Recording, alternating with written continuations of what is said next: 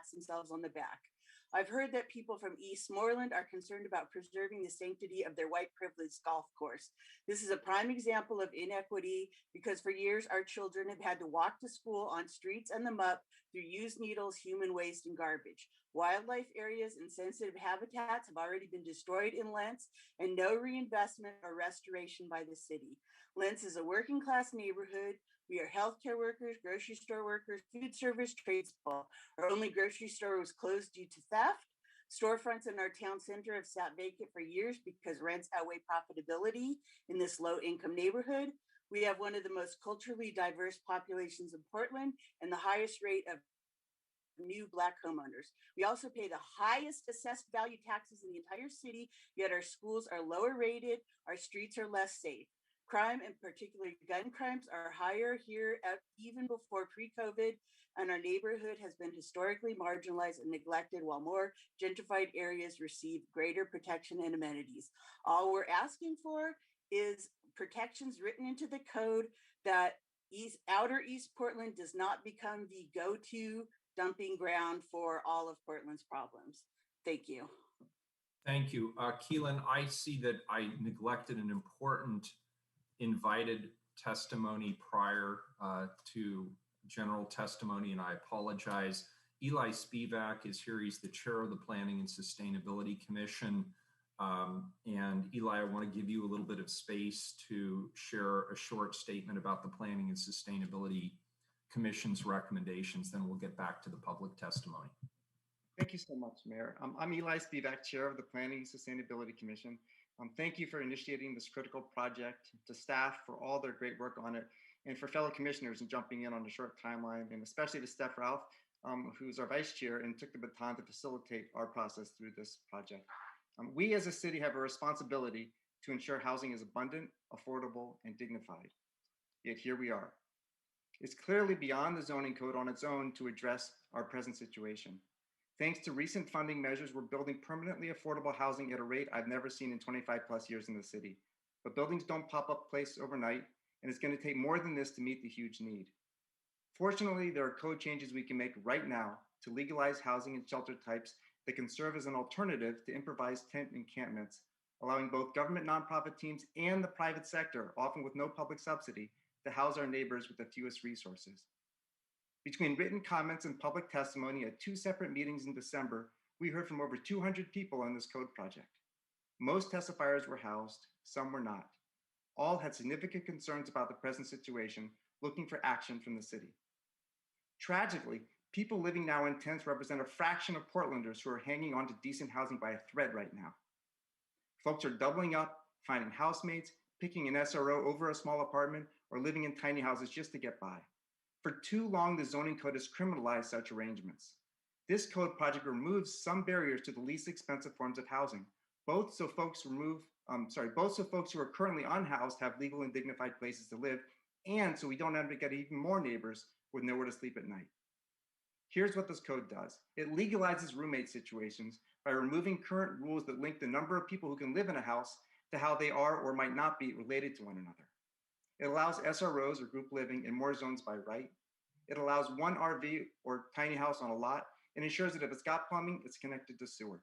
This is already happening in some places informally, and it's a great way for private individuals to support inexpensive housing, technically vehicles, that might otherwise end up in the right of way.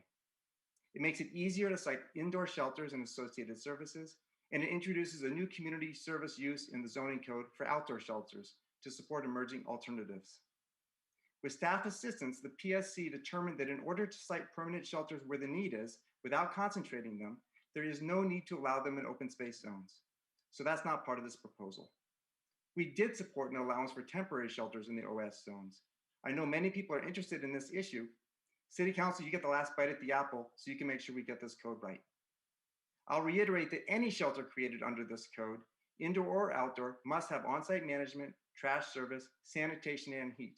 Exactly what's missing from the informal tent camping we're seeing, and that too many of our fellow Portlanders are experiencing firsthand. We will rejoice when every Portlander is housed. Some of the causes of the housing crisis are out of our control, requiring federal or state action, but some solutions are in our control, and this project is one of them. As chair of the PSC, I'm proud to offer our unanimous support for this code package. Thank you for your consideration. Thank you, Eli. Appreciate it. Sorry, I accidentally skipped over you. Thank you for your chairmanship of the Planning and Sustainability Commission. All right, Keelan, we'll go back to public testimony. I want to reiterate that we have a lot of people. We'd like to get through everybody. Please keep your testimony to 2 minutes or less. Keelan will let you know when the 2 minutes are up. For those of you who have video, you should be able to see the timer. Go ahead, Keelan. Okay, let's circle back to David Potts. I'm here. We can hear you. Okay. I'm David Potts. I'm the president of the Lentz Neighborhood Livability Association. We have been advocating for housing, better housing, affordable housing for Lentz since our inception. We are opposed to city sanctioning camps in the mud for vast members of for our neighbors, which never has been a good solution. And if the city is going to do this, under present zoning, it would take, my understanding is it would take a conditional use permit. This seems to be an end run around the present zoning to keep the public from knowing what's coming their way. And our experience here in Lentz is that the city decides what they're going to do. After all the decisions have been made, they go ahead with what the plan was in the first place. And at least under current zoning, we are given notification. And it's kind of after the fact. And I would hate to see this written into code because it's only going to make a bad situation worse. All you can't drive more than half a mile anywhere in any direction in Lentz without seeing people living in the mud. This is horrible.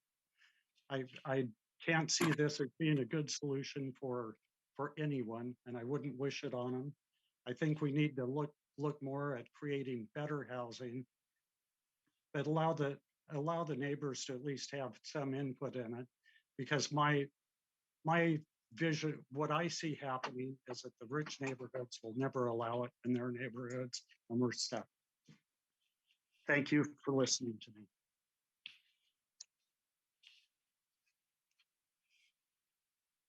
Next up, we have Leon Porter. Hi, I'm Leon Porter. I support the Shelter to Housing Continuum project. It not only allows more shelter options for those in need, but also reduces the public impact from unregulated camping. The Bureau of Development Services already regulates authorized outdoor shelters following the state rules for recreational campgrounds. That means outdoor shelters permitted under this project will be required to have toilets and trash cans and to maintain sanitary conditions. So allowing more campers to move from unsanctioned camps into these regulated outdoor shelters should improve public health and sanitation. The Shelter to Housing Project's group living provisions will help wealthy single-family neighborhoods without many vacant lots provide their fair share of shelter cost-effectively. These provisions will allow more adaptive reuse of large under-occupied houses as supportive group homes. To enhance this benefit, the city should use housing funds to subsidize it. Finally, please extend the housing state of emergency. It'll take years for the full benefits of the shelter to housing code changes to materialize. But this year, we'll probably see a wave of newly homeless people when the pandemic eviction moratorium ends. So it would be prudent for council to maintain all its emergency powers until you're sure the emergency has actually subsided. That's all. Thanks for your time.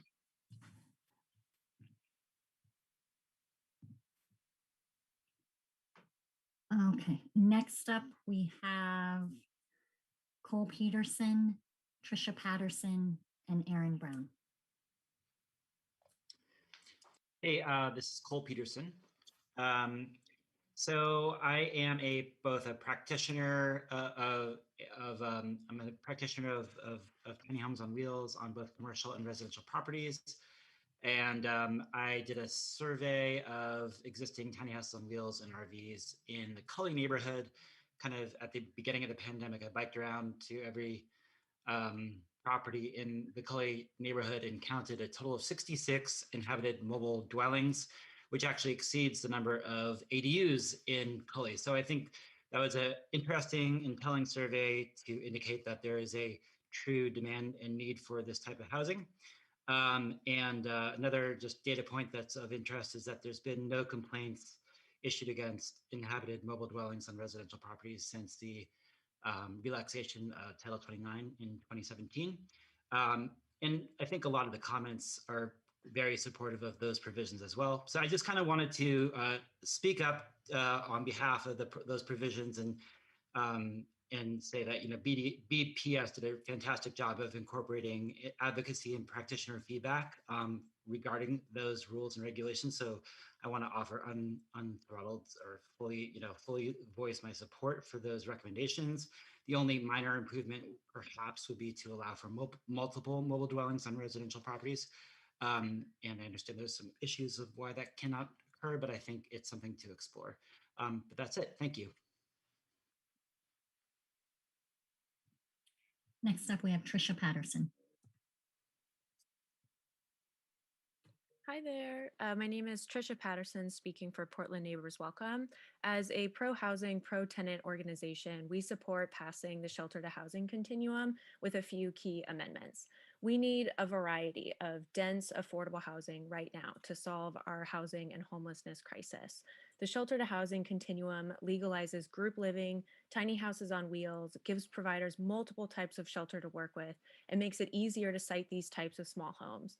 In the often cited analogy of musical chairs, this project gives us more chairs to work with. That means fewer people falling through the cracks and more housing options.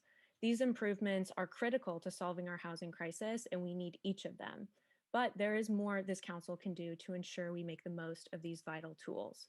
First, we propose allowing sanctioned, permanent outdoor shelters in approved sites within open space zones and in the right-of-way.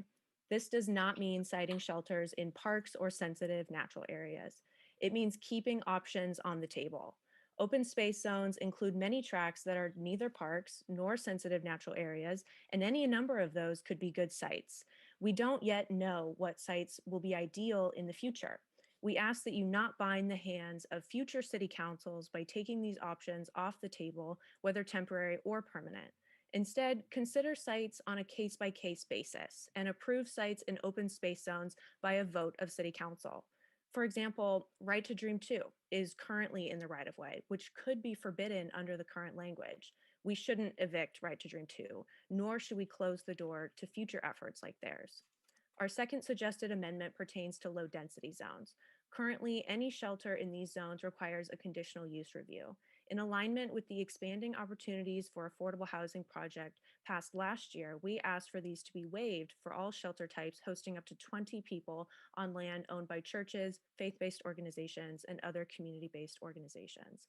Last, we ask that you not undermine existing vehicle dwellings and not require vehicle dwellings to have sewer connections. Sewer connections can cause a home to become prohibitively expensive.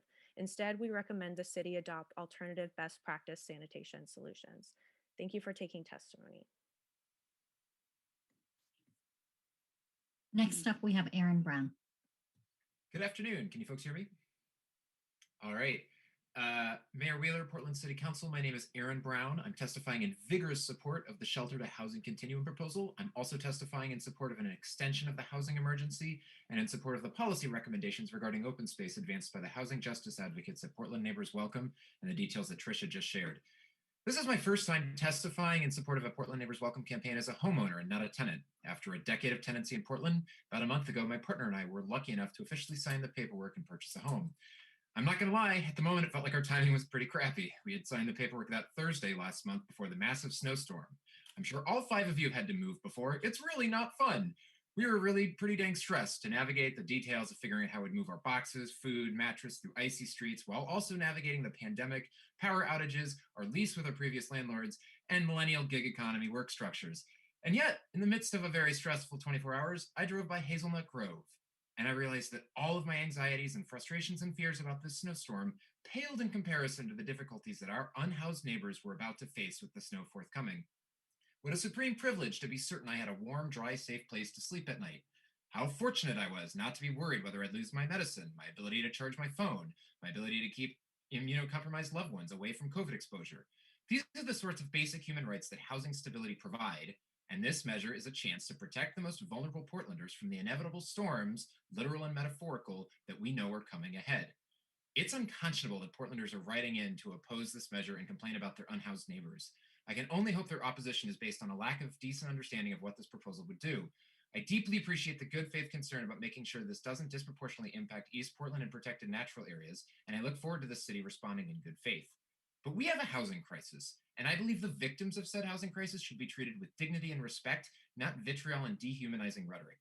In short, I fully support the policy recommendations made by Portland Neighbors Welcome, especially related to the open space provisions, and I hope Portland City Council will act swiftly to pass this measure and give our city more options and flexibility to take care of our most vulnerable neighbors. Thank you for your time.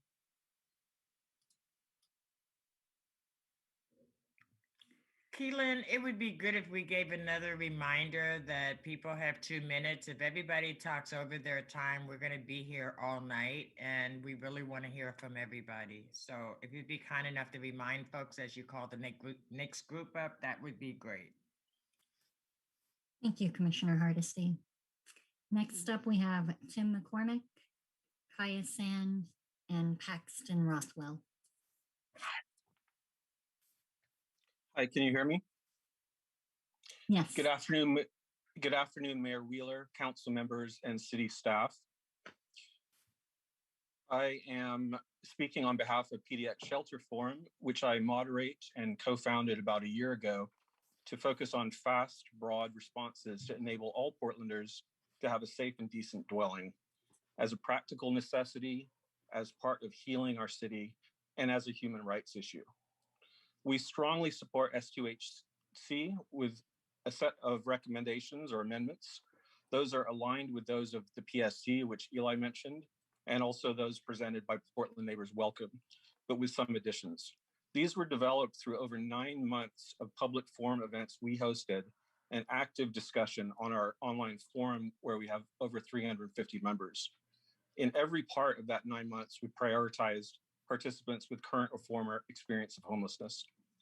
And I should say that for me, much of what we are advocating is dwelling options like I have been living in for much of the last years, and the options that may allow me and many friends of mine to stay in Portland this year. I'd just like to highlight a few things and invite you to review our full letter in detail. I think it may be the most detailed of all the letters I've seen, 3.5 pages. Number one, as others have said, allow housing state of emergencies to be continued. As the mayor said, the housing crisis is not over. It may likely get worse. Now is not the time to tie our hands. Number two, we think shelters need a longer initial time to start. 6 months would be into the time where they would not have time to apply for a permit to continue. Number three, don't require fixed water connections, as others have said. Number four, allow outdoor shelters to use housing structures, not just pods or sheds. The council's remit described temporary housing, not none housing, and pods and yurts is unnecessarily restrictive. And then finally, help us get this done by giving us a list and a map of plausible sites. We need that to make this a community-wide effort. Thank you.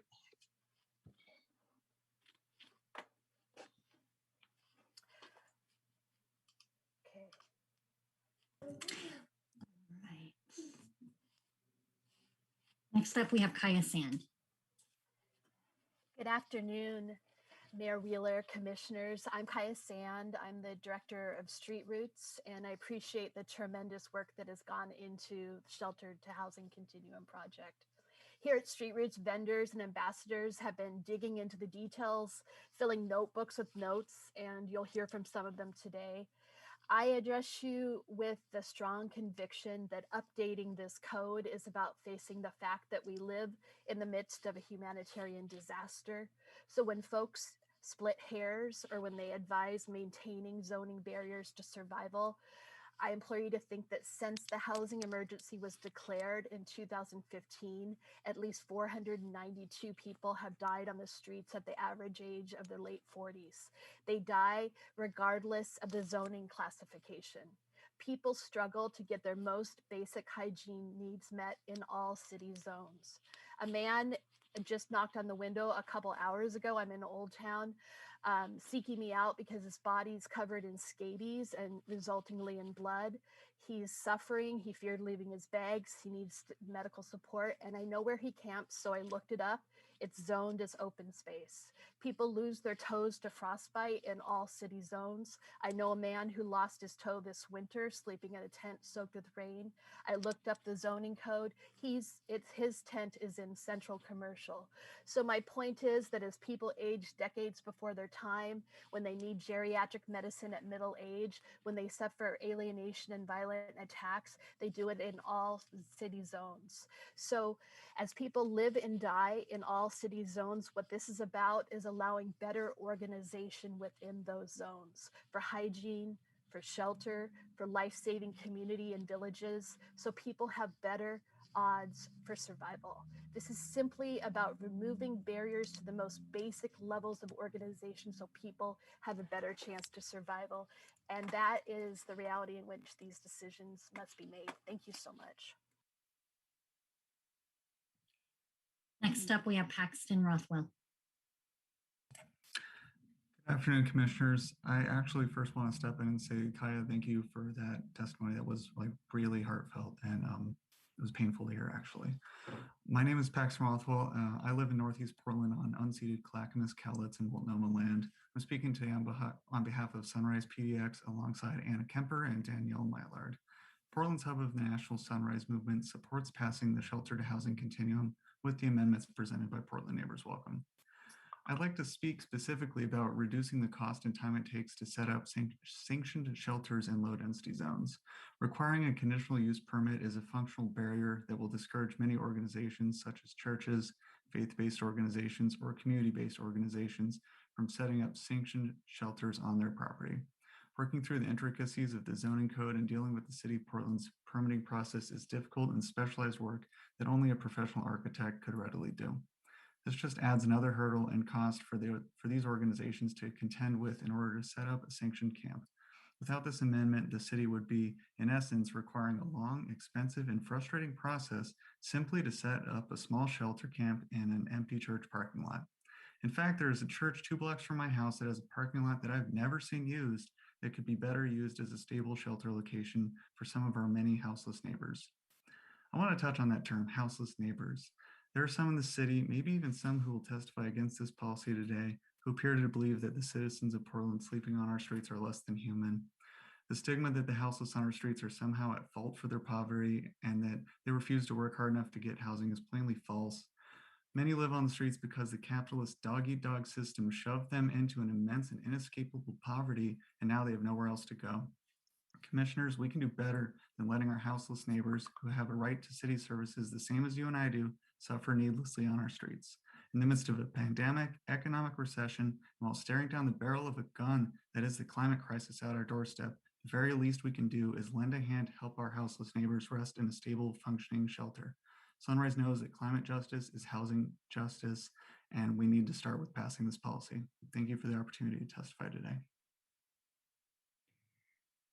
Next up, we have Matt Kelly, then David Sweet, and Brandon Naramore. Thank you for the opportunity to comment today. My name is Matt Kelly. I'm a City of Portland employee, but the views I'm expressing are my own, and I'm using personal time to prepare and deliver my comments. I strongly support the shelter to continuum code changes. Like many people who live in Portland, I see people struggling with housing every day. I live in inner Southeast Portland near Lone Fir Cemetery. It's a low density residential zone, and many of my neighbors live in cars and RVs on my street. And for a while, we had one of the portable toilets that the city has been placing around the city, and I'm a huge fan of those.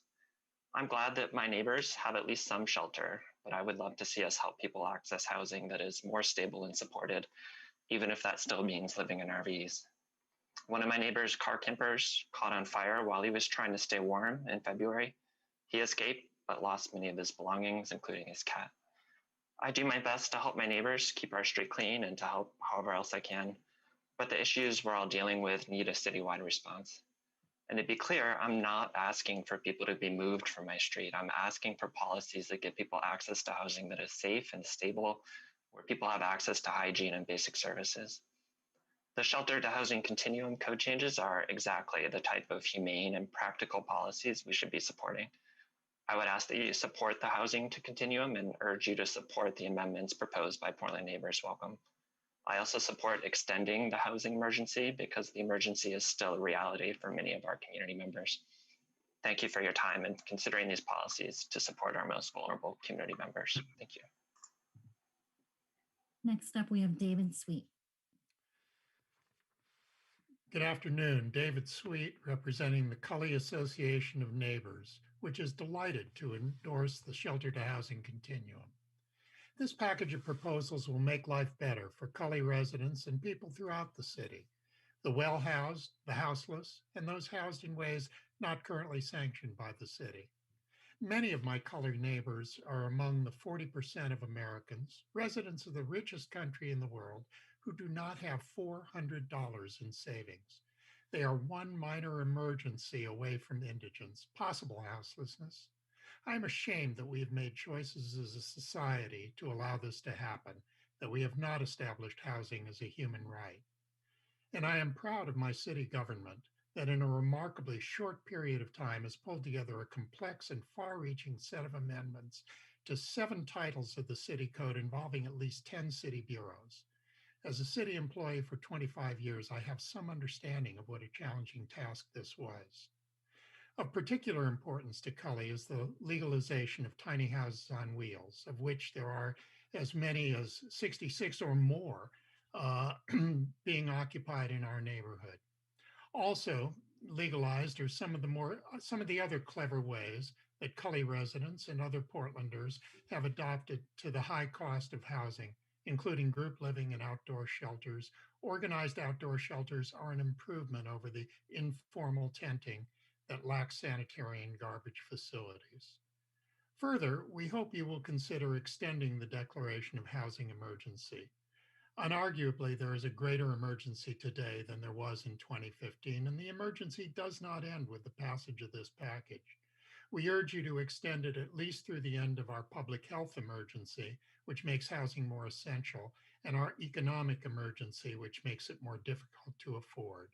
An extension will allow city bureaus more flexibility in responding to the new clever ways that Portlanders will find to house themselves. Thank you. Next up, we have Brandon Naramore. Dear City Council, I am testifying in strong support of the proposed shelter to housing continuum. I also urge the City Council to extend the housing state of emergency and consider the amendments proposed by Portland Neighbors Welcome, namely allowing sanctioned outdoor shelters in appropriate approved sites in open space zones and in the right-of-way, and dropping the requirement for vehicles to have costly sewer connections. I am proud of this city and its leadership for taking steps to make Portland a more welcoming and affordable city to live in. I am proud of reforms such as the residential infill project and better housing by design. But those reforms focus on helping Portlanders with middle and moderate incomes. With the shelter to housing continuum, we now have an opportunity to clear obstacles for those of us that are most vulnerable. There are some reactionary voices decrying this proposal as it will destroy our parks and even Portland itself. But the absence of shelter does not mean the absence of houseless people. We could take the approach of ODOT, for example, and put boulders in our open spaces rather than show compassion, but erecting barriers will not end our housing crisis and get people off the street. The only way to get people off the street is by building more homes, shelter, and other places to live. The shelter to housing continuum proposal does this while meeting our houseless neighbors where they are, rather than seeking to punish, evict, or criminalize them out of spaces. Instead of evicting our neighbors, let's work together to build greater and more plentiful homes, villages, and shelters so that no one has to be on the street and everyone has a safe and secure place to stay at night. Please pass the Shelter to Housing Continuum project and extend the housing state of emergency. Thank you for your time. Next up, we have Henry Kramer, then Stephen Judkins and Luke Norman.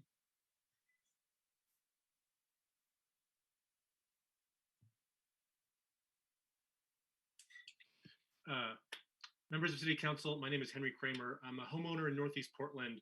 I organize with Portland Neighbors Welcome, but I'm speaking only for myself here.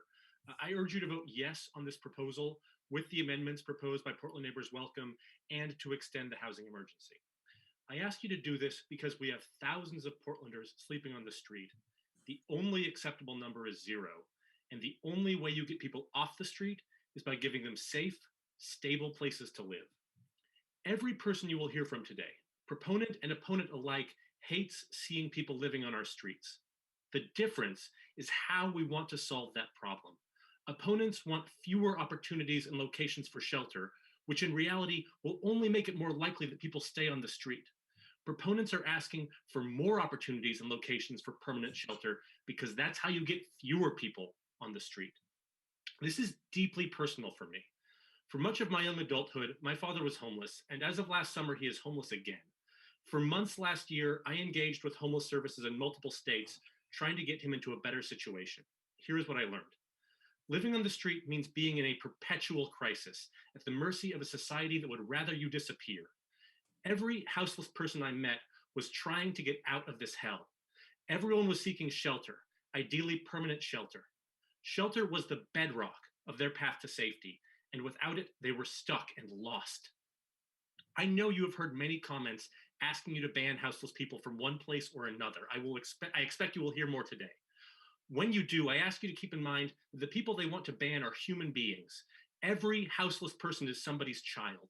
Many are somebody's parent. One of them is my parent. We need to get people off the street and into safe, stable places to live. We need more opportunities for shelter, not fewer. Please reject calls to scale back the options recommended by the PSC. Keep those options open and expand them. Pass this proposal, add the amendments recommended by Portland Neighbors Welcome, and extend the housing emergency. Thank you so much for your time. Next up is Luke Norman.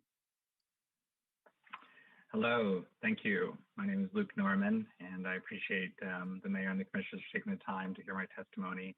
I strongly support the shelter to housing continuum, and I encourage you to pass it quickly. As a resident of Irvington and a former board member on the Northeast Coalition of Neighborhoods, I believe that our inner neighborhoods can play a key role in providing more options and better options for our neighbors who are currently living on the street.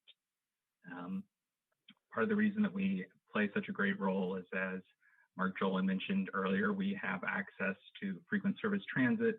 We have access to community amenities, which all Portlanders need, especially those who currently don't have permanent housing.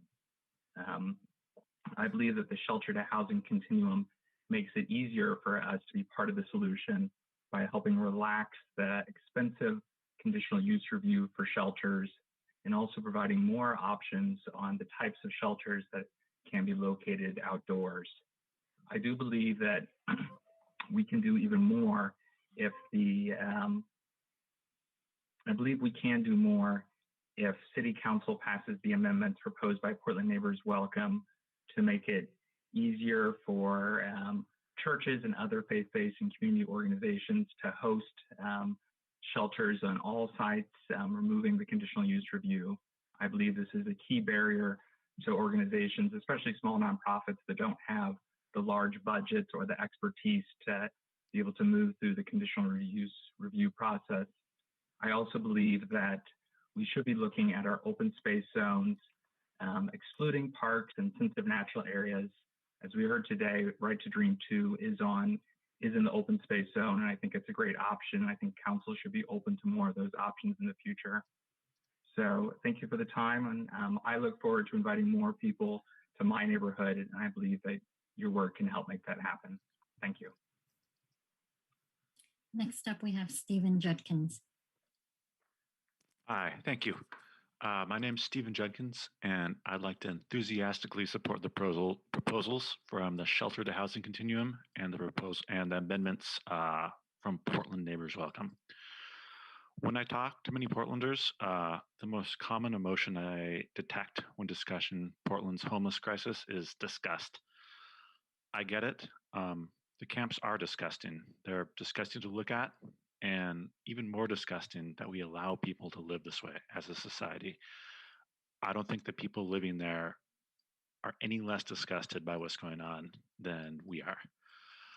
Our options, sadly, can include just waving a magic wand to make these camps disappear. We can't fix the problem entirely and give these people permanent homes immediately.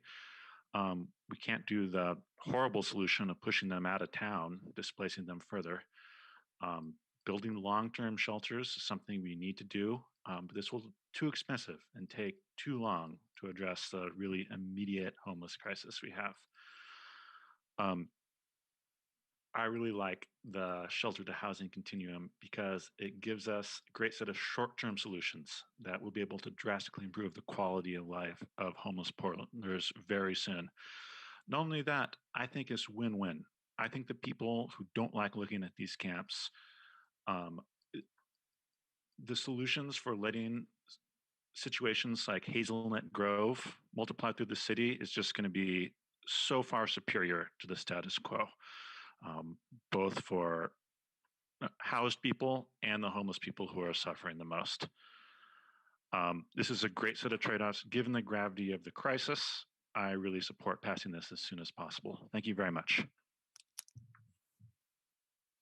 Next up, we have Anna Kemper, Doug Klotz, and Heidi Hart. Good afternoon, commissioners. Can you all hear me? Awesome. Okay, great. My name is Anna Kemper, and I live in what is now Northeast Portland, land that belongs to the Clackamas, Cowlitz, and Multnomah tribes. I'm speaking today on behalf of Sunrise PDX alongside fellow youth climate activists Paxton and Danielle. I'm grateful today to be speaking to you on the topic of housing justice. As you all know, we're in the midst of a pandemic, a housing crisis, not to mention the looming climate crisis.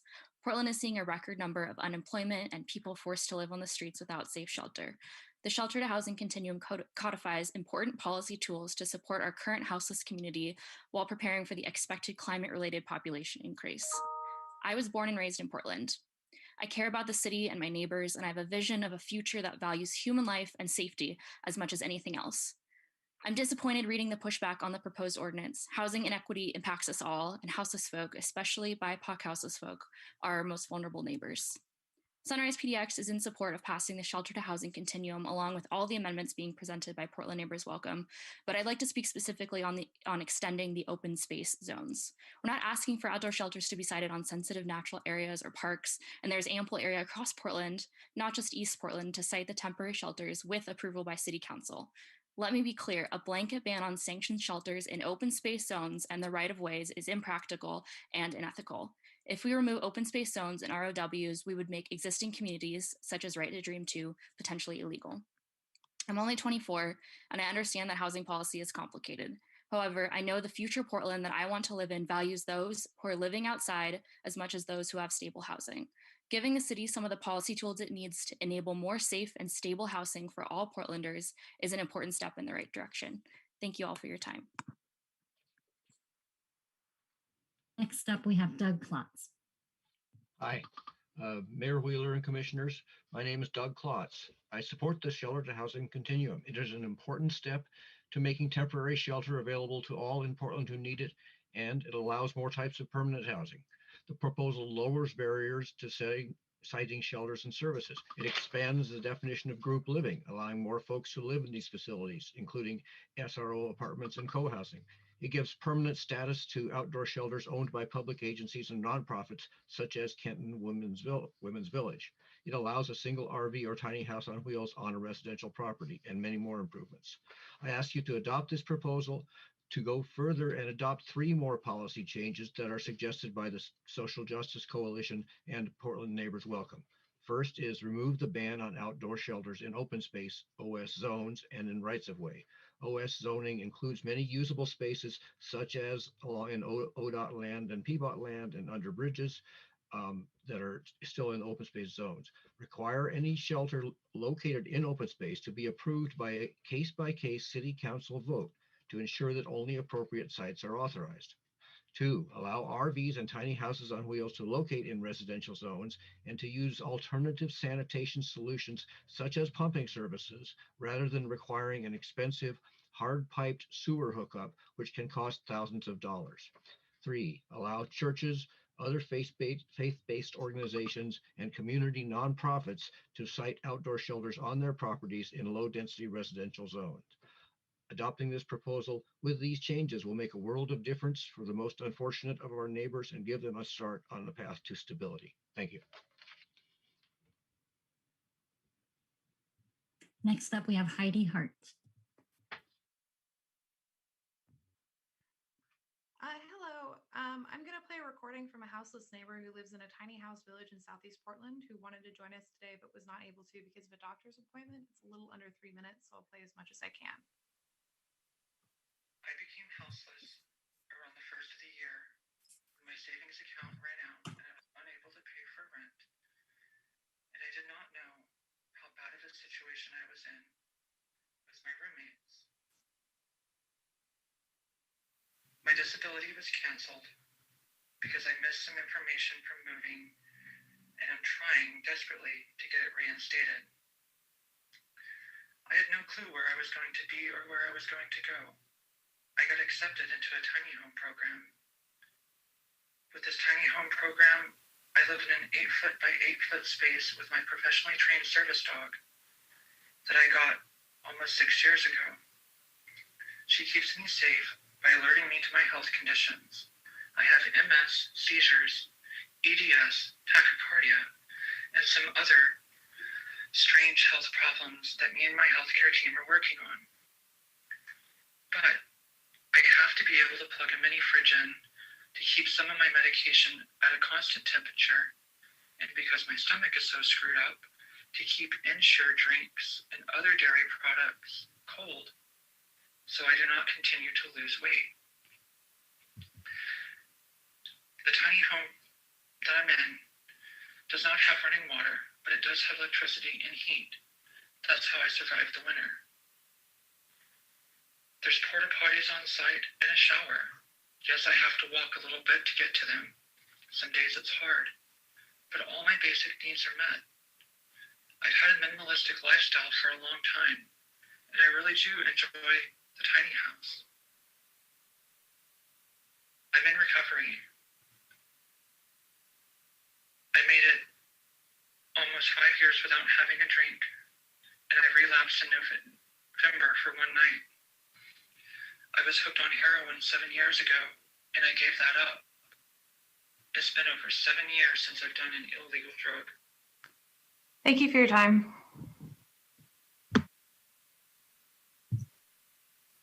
Next up, we have Randy Rainwater, Judy Lee C., and Sean Green.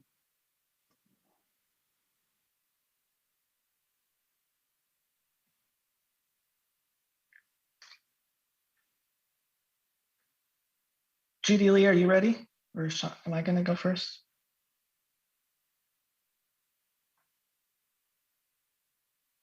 All right, I'll start. Judy Lee, if you're listening, get prepared to go. And Randy, we're going to have to come back to you because he needs to connect via phone.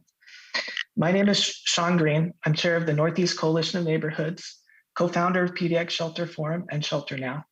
All three of these organizations believe that we need to increase and expand shelter and housing options now to ensure a safe and decent place for everyone to rest, secure their belongings, and find community. Our community needs a true continuum of shelter and housing options that recognizes that people have different needs, capabilities, and desires. Shelter to Housing Continuum provides a path to create more outdoor shelter or houseless villages, a strategy that has not only been proven to be a successful model, but something that many people who are houseless have requested.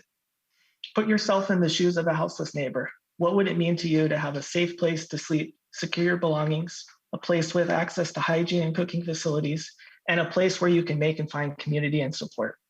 I've talked to many of our houseless neighbors and know that there's not only a great desire to have more alternative shelter and housing options, but that those living in them it has transformed their lives. Shelter to Housing Continuum is a complex set of code options that provides our communities with additional tools to respond to our housing emergency. Unfortunately, the fear fear has the potential to limit these tools and our ability to respond to the community needs. I'm inspired by the focus on these issues in our community and hope that we can harness positive energy to work together in our community. I look forward to continuing to work together to make a positive difference.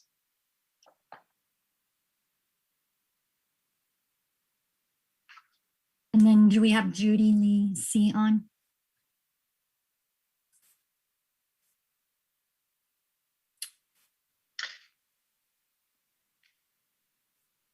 Are you able to unmute? I can try to connect with. Hello. Oh, this is Judy Lee. We can hear you. Okay. I'm a almost 62-year-old with many health problems. I've gone from your shelters in Multnomah County, several of them. And this last shelter kicked me out. They say that I called a transgender woman a man, which I did not. I have so many health problems. I've experienced nothing good, especially the shelter I was kicked out.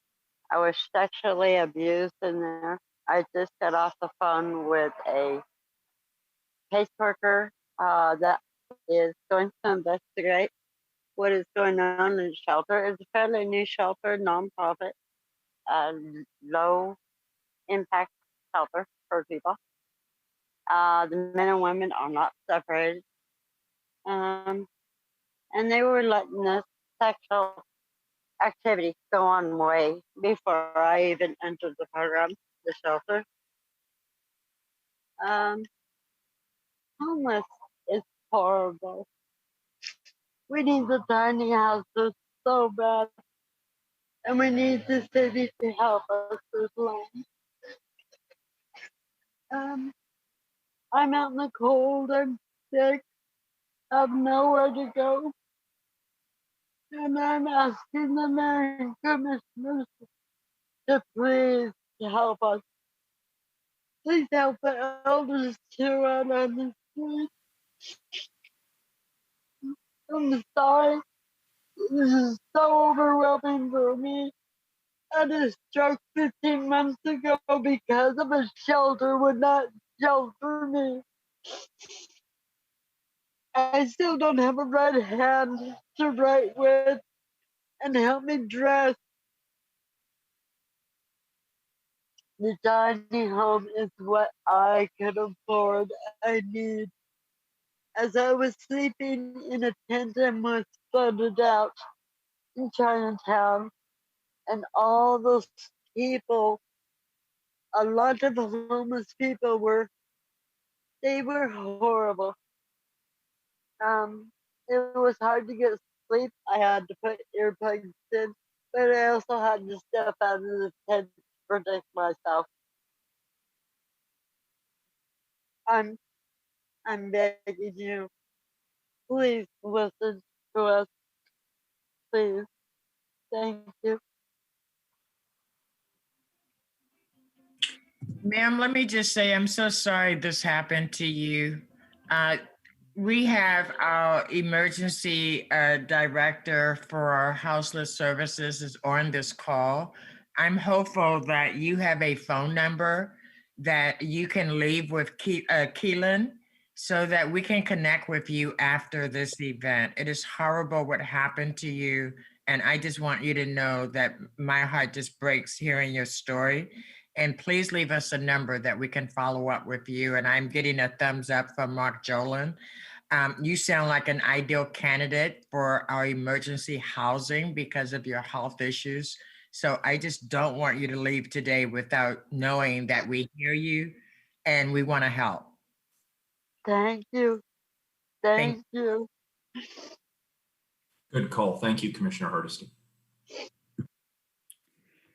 Next up, we have Emma Dixon and Eric Lindsay.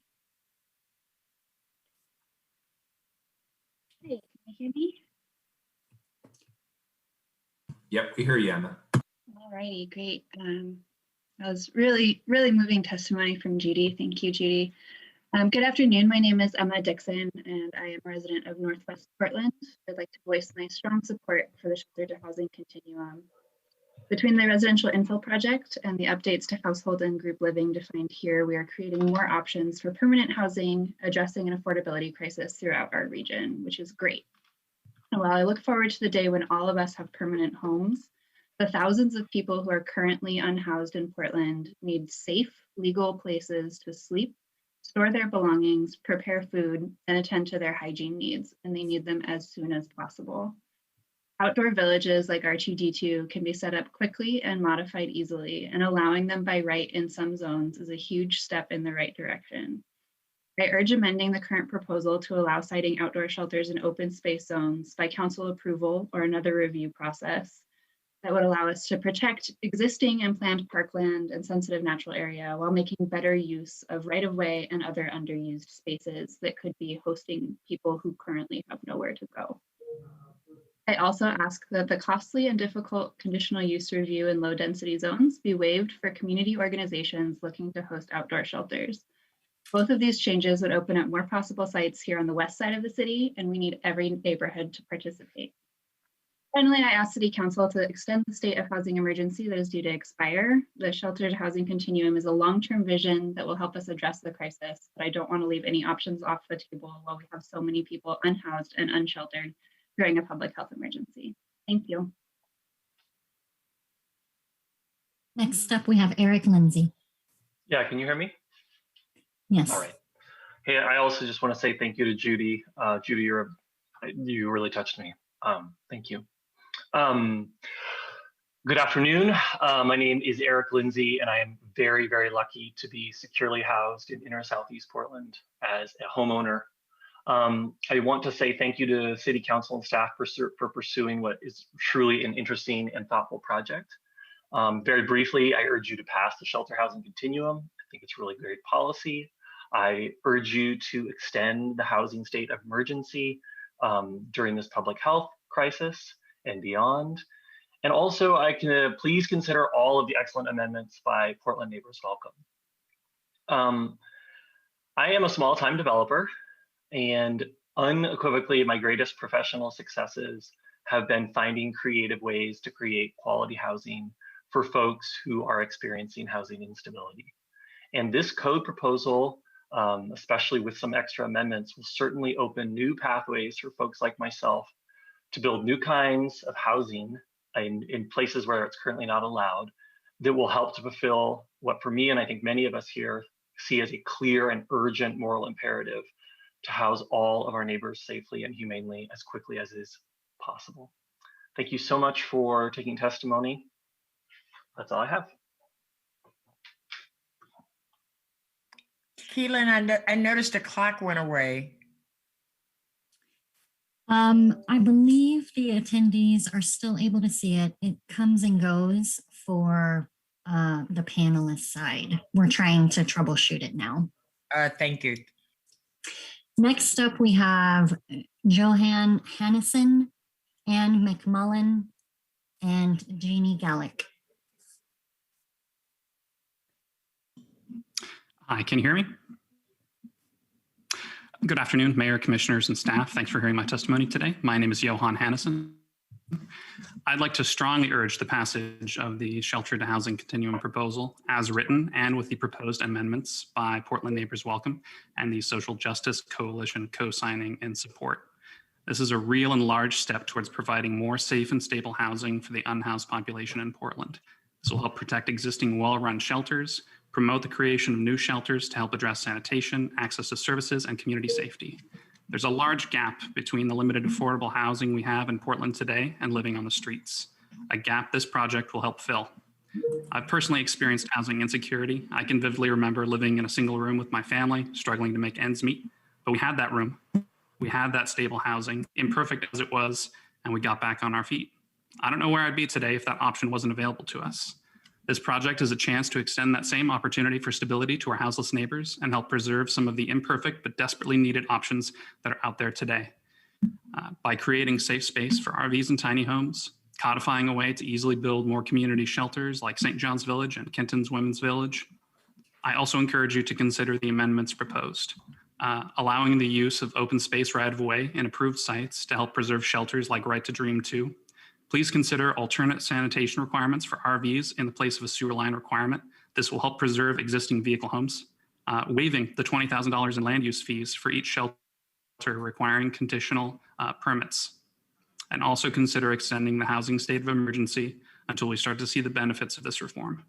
No matter what, let's get people out of the unsafe, unstable living situations they're in and into supportive housing. Let's take this chance to make a real dent in the numbers of our neighbors living unsheltered. We have to rise to the moment, not look away, and extend our hands and help. Thank you for your time. Next up, we have Ann McMullen. Hi there, this is Ann McMullen. I assume you can hear me since I'm unmuted. I'm on the Hazelwood Neighborhood Association board, and first of all, I want to say that all the testimony today it's been really moving, and it makes me proud to be a resident of Portland. And I apologize if my dogs start barking in the background. The Hazelwood Neighborhood Board supports the goals and ideas that are put forth by this code change, but we are asking for an amendment to make the code change more equitable to ensure that the brunt of housing our unhoused residents doesn't fall on the marginalized communities in East Portland. And just to provide some context, may or may not know this, but we are home to the most ethnically and economically diverse neighborhoods in the city. And we're also struggling due to decades really of neglect and disinvestment. But despite that, we are currently home to almost 1,000 beds for unhoused neighbors, which is, I believe, almost half of the 2,200 beds currently available. And in the last 5 years, the county has cited 3 of 6 permanent facilities in East Portland for a total of 450 beds. So we're doing our part. We're happy to do our part. And East Portland is prepared to do more, but we're asking that the rest of the city do their part as well. We have 95 neighborhoods. Every neighborhood should be required to propose and host preferred facility sites in order to make this solution fair and not fall on certain parts of the city. So we're also asking that you extend the current state of emergency so the county is able to site shelters on an accelerated timeline, but we're asking for an amendment that ensures the shelter distribution is equitable throughout the city and avoids concentrating shelters in areas that are already compromised, such as with other issues, such as East Portland. Thank you. Next up, we have Jeannie Galick. Hi, my name is Jeanne Galick. I support this continuum. However, I do believe that open spaces, which includes parks, natural areas, and trails, should be removed from consideration for permanent or temporary shelters. Parks and natural areas are not surplus lands. They have been designated and purchased because of their value as wildlife habitat or recreation opportunities, or usually both. They are lands to be valued and protected. They have been purchased by the public, often through special bond measures and nurtured by volunteers and park employees. There's ample available vacant and underutilized lands within the city for shelters without using open space. Allowing shelters in public natural areas and parks removes public uses. Even if shelters are confined to parking lots, how does this promote a safe and inviting entry? How are shelters confined within the designated areas without resorting to fencing? How are services provided? Where do park users park? Lots of questions. The negative effects of shelters on open spaces can be massive, including soil compaction, destroyed habitat, and garbage. Many of these areas are so destroyed, whether intentionally or not, they may never recover their ecological value. And temporary too often becomes permanent. How do you disperse these camps after 180 days, and where do they go? These should be much more clearly defined. We must do more to find shelter for the houseless, and there's lots in this measure to support. But using our open space, parks, and natural areas for shelters is not the right or appropriate answer. Thank you. The next three we have are Janal McGilligod, Michelle Harper, and Mary Casson. Hello, can you hear me? Hello. Yes, we can hear you. Go ahead. Okay. All right. Well, first of all, I want to wish happy St. Patrick's Day to y'all. My name is Donald McKilligan. I support the intent of this project if it helps people get off the sidewalks or natural areas and bike paths. But I do have concerns with how the proposed amendments are currently written and how it will inevitably lead to the clustering of shelters in the poorer, more diverse neighbourhoods of outer East Portland. And anybody who says otherwise is either ignorant or doesn't know how systems work or are just blatantly Machiavellian. So what needs to be done? One, I would think that you need to have, when a shelter is being added, when it's being brought online, it's not an independent event. It's dependent on other shelters that are around the area. So a particular shelter, when it's brought online, is not an independent event, but a dependent event based upon the location of neighbouring shelters. And so this would ensure that the clustering effect is mitigated to some extent at least. Two, we could take all 95 neighbourhoods in Portland and strive to have each neighbourhood host a shelter. That would be 95 shelters.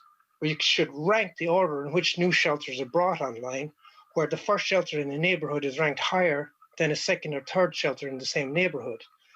What better way to tell the world how Portland operates with equity in mind by ensuring that it's not the poorest people in the poorest neighbourhoods that are expected to be the ones to step up, but also the well-heeled, predominantly white, residents of gentrified neighbourhoods will also have skin in the game. And the final point I'd like to say is the BPS and the city needs to include the voices of residents in steering how these shelters come online. Right now, it's almost exclusively the voice of homeless advocates that are driving the changes.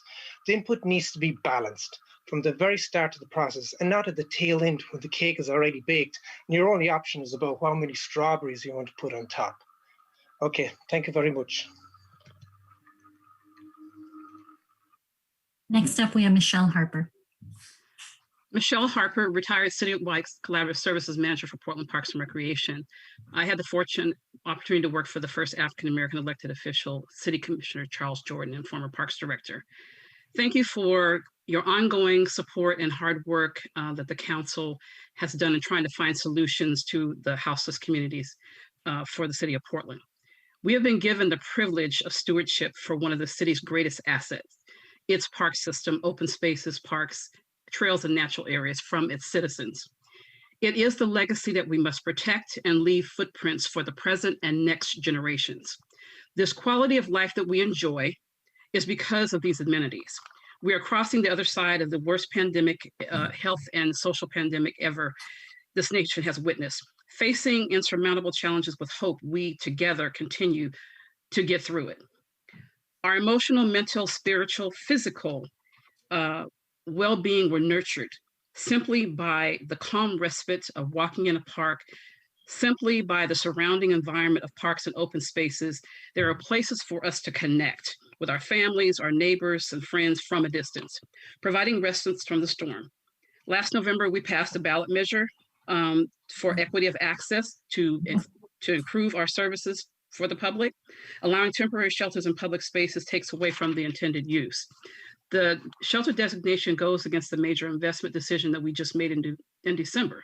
We have evidence of available land and not including open spaces. The problem is complex, as you are aware. We understand the fact that we will always be available to respond to national disasters as we already have, and as we have exhibited through the pandemic and serving other managing other issues of national disaster. I urge you to consider not including open spaces and look at the available land that you already have available to use. I thank you very much for the opportunity to come before you. Thank you. Next up, we have Mary Casson. Good afternoon. My name is Mary Ann Casson. I want to echo the many others who have praised this effort.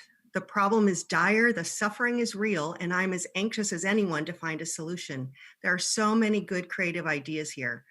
But after analyzing the experiences of 7 other cities that tried to site temporary shelters in parks and open spaces, I'm convinced that they must be removed from the menu of options, even for a temporary emergency.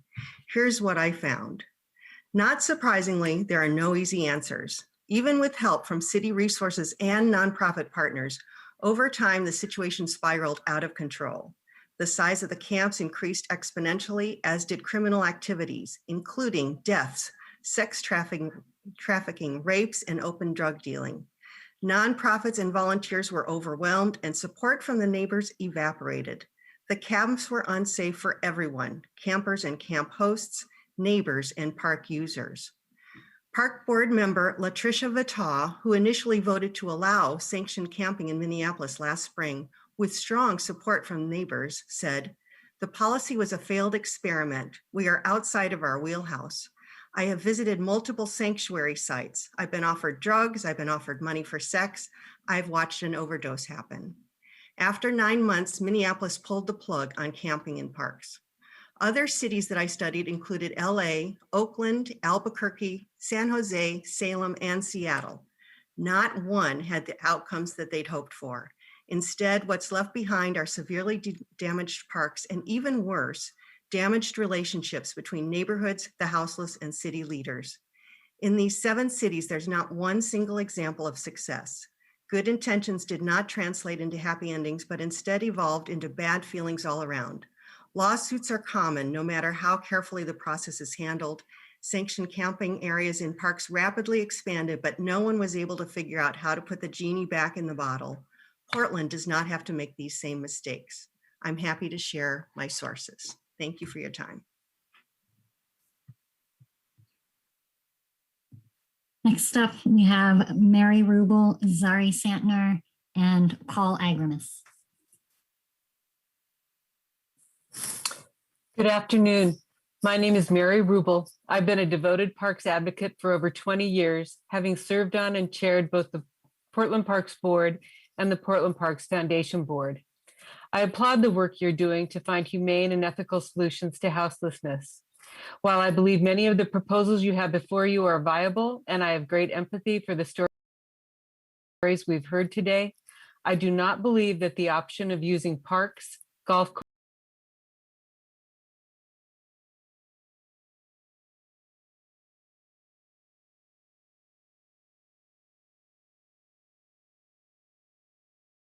courses, trails, and open spaces as temporary shelter sites is an appropriate solution.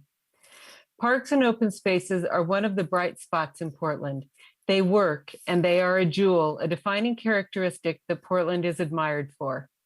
Our parks are well used and well loved by a broad spectrum of our over 665,000 citizens, a melting pot that brings together Portlanders of all socioeconomic backgrounds. They are not meant to be used as residential spaces. They are meant to be used as places of recreation and respite, safe, clean, and available to all. On the Portland Parks Foundation, we support opportunities for all Portlanders, whether housed or houseless, to gather in parks. From providing funds for walking tours for Somali emigres, to raising money to feed kids in parks and support summer free-for-all programming, to providing play equipment and other amenities in parks and neighborhoods, our goal is to ensure equitable access and opportunities for all. To saddle parks and open spaces with a role as part of the solution to houselessness is short-sighted and represents short-term wishful thinking. It is simply not viable. It is not a compassionate solution for the houseless. It could disproportionately affect North and East Portland due to the existence of underdeveloped parks lands. It is not fair to the rest of Portland citizens to deny them easy, clean, and safe access to their treasured and much needed green spaces. And it is wrong to needlessly endanger the health of these environmentally sensitive zones. Your own BPS staff states that there is adequate city-owned land to accomplish your goals without using parks and open spaces. Portlanders passed 2 levies in recent years, one to support the houseless and one to support parks. We need to honor both. Please do not make parks and open spaces any part of the solution for the troubling issue of houselessness. Thank you. Next up, we have Zari Santner.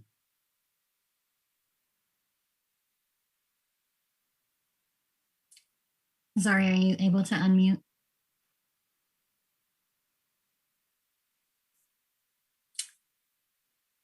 Why don't we go to Paul Agramus and then we'll come back to Zari. Good afternoon, Mayor Wheeler and City Council. Thank you. I'm the chair of the Portland Parks Board, but my comments today are my own. Thank you for considering steps to address our houseless crisis. The proposed ordinance change to permit camping in open space is a well-intentioned step for safe housing for our houseless neighbors that is not completely thought out. And I'm urging you not to make this change without amendment to protect parks and natural areas. The city has a covenant with voters to reduce houselessness and to increase access to critical green infrastructure in parks, natural areas, and community centers. Open space is not necessarily vacant space and should not be treated that way, which this proposed ordinance change would effectively do. Declaring open space available for camping will unintentionally degrade vital park resources and likely result in more people living in squalor, as is currently happening in open spaces across the city. What is lacking is a well-developed strategy for how the region will turn the houselessness issue around with milestones for 5 years, 10 years, and longer. Housing locations for our unsheltered neighbors need to be distributed across the city in relation to demand where appropriately support facilities exist. We must solve this problem knowing that the long-term solution is many years and decades away if we have a well-developed strategy that is well implemented to provide shelter. Allowing people to camp in open spaces for 180 days with renewals is not a short-term or well-developed bridge strategy. Please do not approve the proposed ordinance change without clear protection for parks and natural areas. Thank you very much. Next up, we have Zari Santner. Can you hear me now? Yes. Thank you. I apologize for the delay. Good afternoon, Mayor and Commissioners. My name is Zari Santner. I'm the former director of Portland Parks, an engaged member of the Parks Foundation, a grandmother of young Portlanders. And while I have lived and worked in the city for more than 40 years, I'm an immigrant to this country. I sincerely applaud the collaborative efforts that have led to the proposal before you today. While I support many of its recommendations, I cannot support the use of parks, trails, golf courses, and natural areas for temporary camping or group shelters without an emergency declaration by the City Council, given the availability of ample vacant and underutilized sites throughout our city. The intent of this proposal is compassionate, but allowing temporary group camping and shelters in public open spaces without a massive commitment of funding and staffing to keep them clean and safe is neither compassionate nor safe for houseless people. It will also remove the use of a specific site within a park from its intended recreational use by everyone else. Over the past 3 decades, Portland voters have consistently approved tax measures to address inequities in access to the city's park system. At the same time, increasingly, Portland residents, especially its immigrant and BIPOC communities, live in spaces with no yard or outdoor areas. If parks and open spaces become sanctioned as locations for temporary camping and group shelters, the impact will be mostly borne by areas of the city with most diverse demographic groups, with high concentration of BIPOC communities and those that are already park and natural area deficient. This is in direct conflict with the diversity, equity, and inclusion goals adopted by City Council and places at risk the city's most treasured assets belonging to all of its citizens. I urge you to remove the open space zones from consideration for either temporary or permanent houseless shelters. Thank you for listening. Thank you, Zari. I appreciate it. And as always, thanks for your service, and I appreciate your perspective. Since there's a lot of people testifying on this point, I think it's worth it for me just to inject for 45 seconds here what the intent of this is. So areas zoned open space includes natural areas, but it also includes park buildings, parking lots, and other developed landscapes. Open lots, parking, and publicly owned buildings are often appropriate for temporary shelters. And in fact, under the current declared COVID emergency, we're using 2 parks buildings just for that purpose. Wetlands, stream banks, and habitat areas are not appropriate for temporary houseless shelters, and we would not be intentionally using those for shelters on the part of the city. However, we also know that houseless people currently do use these areas for sheltering because, frankly, they have nowhere else to go. So part of what we're trying to do here is to create some more appropriate areas for people to be able to go. There could be limited circumstances where appropriate open space areas might work for shelter. If that were the case, we might actually be in a position where we're protecting more ecologically sensitive areas or areas with a higher public value from destruction. So I want to put that nuance out there, and I appreciate the testimony, and I think it's really important because my suspicion is as we get into the discussion next week and some of the conversations, this is going to be a key point. But I felt it was really important to put the intent of this ordinance out there clearly for everybody to hear. And I appreciate your forbearance. Thank you. Thank you, Mayor. Thank you, Zari. Appreciate it. Yes. Next up, we have Jim Gardner, Sean Sweat, and Linda Robinson.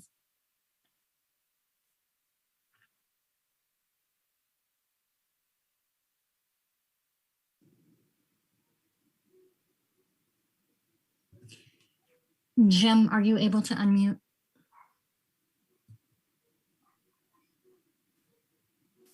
Why don't we go to Sean Sweat and we'll come back to Jim. All right, thank you. Hello, my name is Sean Sweat. This is the first time I've ever testified at council, and I strongly support this housing continuum project. Other cities talk a lot about things like climate change and safe streets and addressing their housing crises, but Portland has a reputation for actually doing something about it. Portland has a reputation for actually leading on many of these issues, and that's why I'm proud to be a Portlander. So I know we all know that we need to make housing of all types and sizes easier to create, and this is one part of what that looks like. And along the same vein, we also know the houseless members of our community need help, and this is one part of helping them. So I hope you'll pass this common sense text amendment so we can continue being a city that leads through crisis while others are just talking. And I've also heard a couple of the amendments that the Neighbors Welcome Group are proposing, and they all sound like positive, thoughtful, reasonable ideas. So I hope the council will look at adding those maybe in next week's meeting that it sounds like will be happening. And lastly, I was also going to mention, like the mayor just mentioned, that there are plenty of open spaces that are not parks and natural areas. So those need to be on the table. So I just wanted to add that too. Thank you, and thanks for all the work you're doing for our Portlanders who need housing. Let's try Jim Gardner again. Good afternoon, Mr. Mayor and Commissioners. My name is Jim Gardner. I believe that most provisions of the shelter to housing continuum represent good public policy, and I support its passage. But I speak to you today about only one aspect of the measure, the provision that would allow so-called temporary shelters in parks and along trails. One of this idea's many problems is that temporary is not really temporary. Portland Parks has a long history of things being put in them on a temporary basis that then remain so long that they become normalized and they end up permanent. For just one example of this, look to the so-called construction parking lot next to the Children's Museum in Washington Park. In the case of shelters being considered here, no reasonable person could possibly believe that they will be there only for a short period of time. Even the language describing the temporary activities allowed in the case of an emergency shelter states that these activities can continue for the length of the emergency. Exactly. As you've heard many times, Portland's housing emergency continues to this day for 6 years after it was declared, and it will surely be extended. Dealing with the crisis of homelessness is a long-term problem that needs policies that produce permanent solutions. Allowing shelters in parks and along trails just moves the problem out of sight and helps our city avoid measures that are more effective. Does this mean that we have no compassion for the homeless if we don't embrace allowing shelters in parks? Not at all. These are not mutually exclusive ideas. Any crisis generates many ideas to fix a problem, but thoughtful minds do not necessarily have to embrace every one of them, but instead should determine which make sense and which do not. Allowing shelters in parks is one idea that would cause far more harm than benefit. Thank you. Next up, we have Linda Robinson. Yes, my name's Linda Robinson. I'm a longtime advocate for parks and for East Portland. And I support many, in fact, most of the provisions of the measure you're looking at. My biggest concern, however, relates to the prospect of having, quote, temporary outdoor shelters in parks. I appreciate the mayor's comments that that is not the intent of these changes. However, there's nothing in the wording of this code changes that would prohibit it, and it's sure to happen if it's not there. There needs to be some change in that wording that makes it clear that parks, trails, natural areas, golf courses are not intended and are not appropriate for these outdoor shelters. And I would include in that the undeveloped or yet to be developed parks in East Portland. We have a number of them that are still waiting to be developed. They don't have a lot in them, but they are used, and in particular, they are used by a lot of our immigrant population who live in multi-housing dwelling and have no other place to recreate or to have a respite from the hardscape of the city. So that's important to change the wording of that. The other thing is I'd like you to avoid or to use as little as possible outdoor tent type shelter without providing things like, well, in addition to a toilet and trash, which are absolutely minimum, they really need some heat. They need a way to prepare food. They even need the possibility of how would they acquire food. They need a place to shower. They need a place to clean their clothes. These are important in order to have it a humane place. So please, if you have them outside, have as few as possible and arrange to have these services provided in some way. Thank you.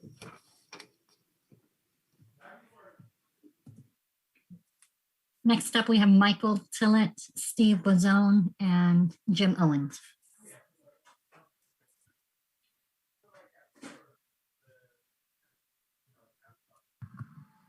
My name is Paddy Tillett.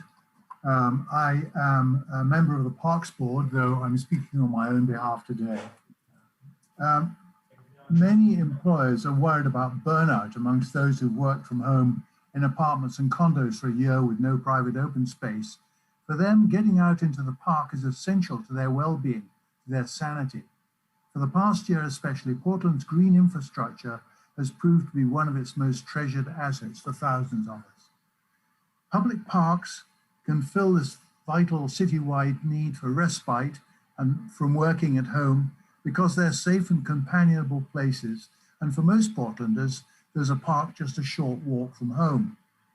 To allow even temporary homeless encampments in public parks would be to drive away many of those needful citizens. Some camps are tidy and respectful, most are not, prompting people to give them a wide berth. BPS's buildable lands inventory has demonstrated that there's sufficient land for immediate accommodation of the homeless without compromising public parks. Many of those sites are close to services that the houseless need. Finding safe places for the houseless, both in the short and long terms, is vitally important, as signaled by voters willing to tax themselves to do so. Welfare of our citizens is important too, many of whom rely on parks to relax or exercise out of doors. That a majority voted in favor of the parks levy in November is a measure of the importance of parks to our quality of life. Camping in our parks would dramatically increase the need for maintenance, not just for cleanup, but replacement of plants, restoring compacted soils, repairing physical damage to trees and structures. As you know, unfunded deferred maintenance in our parks already exceeds $500,000. There are no funds to enable Portland Parks and Recreation to undertake any additional maintenance, so our parks would remain disfigured for years to come. Although motivated by the best of humane instincts, enabling temporary housing in our parks would effectively deny access to many regular park users and would impose significant unfunded costs, resulting in deterioration of parks that is likely to remain unaddressed for years. Another solution is at hand, as the BPS inventory has demonstrated. Please protect our green infrastructure and instead use undeveloped land close to the services that are so necessary to those trying to return to permanent homes as fully functional members of our community. Please do not sanction camps or shelters within the boundaries of public parks. Thank you very much. Next up, we have Steve Bazone. Hello, commissioners. My name is Steve Bazone, and I live in Northeast Portland. In my spare time, I join with a network of volunteers who provide mutual aid to our neighbors living outside. We source basic survival materials and distribute them directly to our neighbors so they can survive the elements and hopefully experience a level of dignity day to day. We try to help meet their needs where they are. I speak for myself and my experience and enthusiastically support the shelter to housing continuum. You have heard many great reasons to support this effort. I'll use my time to share a brief story about a houseless neighbor I recently met during the recent winter storm. We'll call him Roger. On a night of icy winds, I found Roger sleeping in a torn tent with no sleeping bag or warm clothes near the Max tracks. He was confused and scared, visibly shaking. As my partner poured hot tea and readied supplies, Roger was on the verge of tears as he shared that most of his cold weather gear was taken during a recent sweep. Roger lost his sleeping bag, winter coat, gloves, hat, and most of his possessions. Roger lost his tools for survival in an instant, just before the cold winds and snow would set in for the long, brutal weekend. While we did what we could for Roger that night, I have not been able to stop thinking about him. Roger's experience is unfortunately all too common, as we've heard during heartbreaking testimonies today. We have to do better for Roger. We have to help stabilize his living conditions without relying on the current status quo of sweeps and exclusionary policies. I've sat here and listened to some testify that the sight of folks living outside is unacceptable and offensive to them. When I consider their complaints alongside my neighbors like Roger, who is forced to rebuild his life every few weeks as he has his possessions stolen or swept, who faces trauma after trauma, indignity after indignity, I'm quite offended that we would center those concerns over Roger. The shelter to housing continuum is a major step in the right direction. Let's give Roger a fighting chance. We need the flexibility this effort provides. Let's normalize welcoming our houseless neighbors and taking care of them. Yes, to shelter to housing continuum. Thank you. Next up, we have Jim Owens.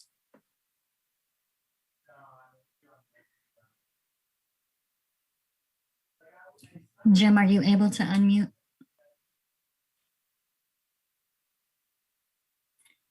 We can call the next three and then check back in with Jim. Next up, we have David Binnig, followed by Danielle Maillard and Robert Schultz.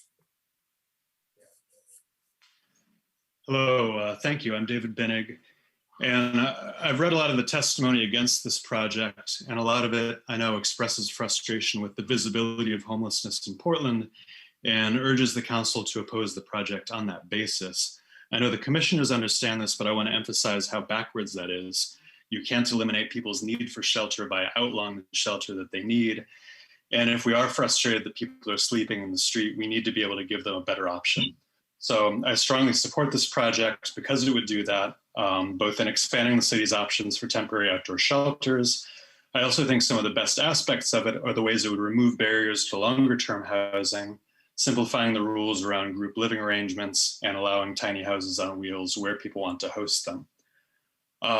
This would both give the city more tools to provide safe shelter, and just as important, make sure that city rules aren't setting up unnecessary barriers to people finding housing. With that in mind, I hope the City Council will pass this proposal, expand it by allowing churches and other religious or community organizations to host shelters without conditional use review. If those organizations are trying to help, I don't want the city to be keeping them from doing so.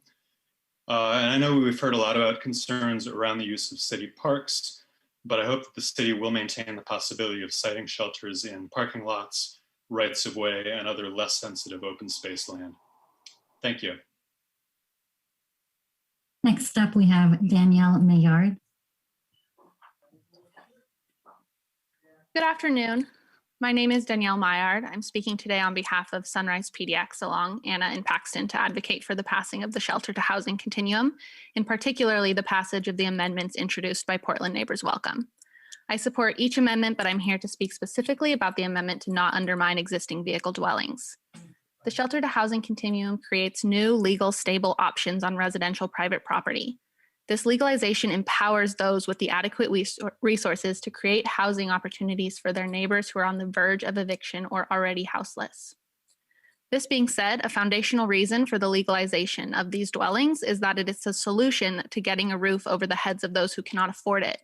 Therefore, adding language that requires these dwellings to have $10,000 to $20,000 sewer connections is a barrier of entry and would make many adequate existing dwellings illegal. I urge you to adopt this amendment so the people benefiting from these vehicle dwellings will actually have the opportunity to make a living without the burden of an expensive sewage connection requirement. We have the resources to adopt alternative sanitation solutions, such as established dumping sites, mobile street teams, or pumping services, and we've seen cities such as Eugene answer to this call for action. It's mind-blowing to me that people care so much about where exactly their houseless neighbors decide to live, but couldn't seem to care less whether these same people actually live or die. I'm 23, and on this very day last year, literally like this same exact time, I was laid off from all 3 of my jobs because of COVID. I had to move out of my apartment in Northeast because I could no longer afford rent. Fortunately, I have family and friends who are more than happy to support me. We don't shame the people in our own lives for not having options and needing help. We do everything in our power to help them. This mentality can't stop with the people we know and love.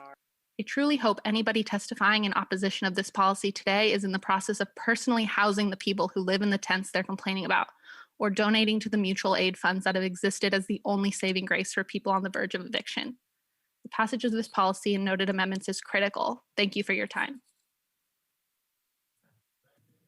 Next up, we have Robert Schultz. Hi there. I wish you had pictures. Hope everybody's doing great. Buckle up, I'm gonna talk fast. I'm Robert Schultz, a full-time single father of 3 in Southeast Portland. I object to the proposals as presented for several reasons, but I'll just stick with a few because I get 2 minutes. $1.8 billion spent on housing in 6 years for what has been regularly described as 6,500 people on the street. That's failing by any measure that I'm aware of, and yet we see no audit, we see no level of accountability, and we being the public. Secondly, a lack of community input, which is a vital issue and one I'll speak on a little bit now. As an example of the touted outreach noted by city staff and some of the problems within our system, I learned of this proposal at a Lentz Neighborhood Association meeting that was attended by 12 people. Lentz has 22,000 residents. So that's how invested their outreach was, 12 people. The Lentz Neighborhood Association has a 3-year history of discrimination and bigotry. It has an even longer history of being used as a resume builder rather than advocating or for or engaging with the Lentz community. Yet the city staff tout this as an engagement, that this is meaningful. What really happened in that meeting? Mr. Engstrom gave us notice that a decision had been made. He clearly noted that if anybody wanted to give feedback, his group was done listening. We never heard him ask to hear our voice. We had no opportunity for him to listen. So at the first mention of this plan, there was no opportunity for input. This is normal when the city of Portland comes to Lentz. I would like to suggest that when an issue impacts the entire city and disproportionately impacts Southeast Portland, outreach engagement should be robust and a focus should be seen with regard to the most impacted areas. Why is engagement so hard to ask for? I can literally do better in 1 week than what has been seen in the last 5 years by well-paid city staff that are often entirely unimpacted by proposals they plan in place in front of you, and that takes them 10 or 20 minutes while we, the community, get 2. I have a little bit more. Can I get 5 more seconds? The proposed action is telling the city that pooping in a tent on the side of the road while rats drag away your food is an acceptable living condition. It tells our youth of Portland that you should only aspire to live in a tent or a shack enshrouded by trash. This says that after spending $1.8 billion in the last 6 years, the city is giving up on housing solutions. We need you folks to allow people like me and my neighbors, both housed and houseless, to present you with our creative solutions that could be then implemented. We don't have that avenue right now. So you guys are missing a bulk of creative problem solving because we have no agency, we have no voice. The entrusted city staffers don't listen to us, they come and tell us. So you miss out when we get to these listening sessions, you miss out on a bulk of good information from housed and houseless alike. And I apologize for going over. I know Miss Hardesty really hates that. I apologize specifically because I know that's an irritation. I appreciate your tolerance, everybody. Thanks for hearing me. Next up, we have Jim Owens, Peter Fry, and Ginger Edwards.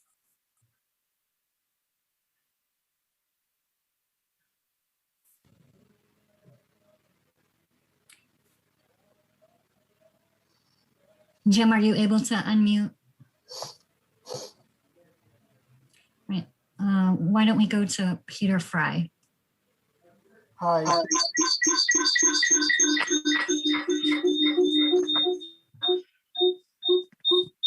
Peter, there's some sort of a strange echo there. I don't know what's causing it. Do you have more than one microphone on? Peter, do you want to try to unmute? Okay, let me try again. Peter Finley Fry. Can you hear me okay now? Yeah, that's much better. Thank you. Okay, I apologize. This is a significant piece of work. I'm a land use planner. I've been involved in these issues now for almost 40 years. This is much more than shelters. Although that's what you're focusing on, it talks about the entire definition of a housing unit.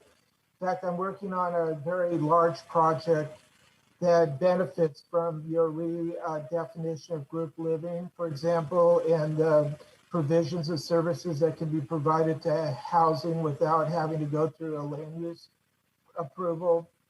There was a reason why shelters were conditional uses. They were poorly managed, and I've seen some horrible ones, and they were concentrated in areas of poverty like the Mission, the Cabrini Green, East Portland. And so I asked the city council request annual reports every year to look at where are the shelters being developed and how they are being developed to ensure there's equity. Shelter is not housing. I have heard a lot of confusion about that today. A shelter is a place for a temporary respite, a place for safety, security, to connect, to be able to get your act together, figure out or find out how people can help you do that. It requires intervention on a personal level. I hear a lot of talk about housing being the cause of homelessness. That is not my opinion. My opinion is homelessness is caused because people do not get along very well. Families split apart, divorces, etc. We do not have very good mechanisms to deal with each other on a very personal level. And I am glad that the mayor and others are forcing the personal touch with the new street response services and things of that sort. I appreciate your direction. Thank you.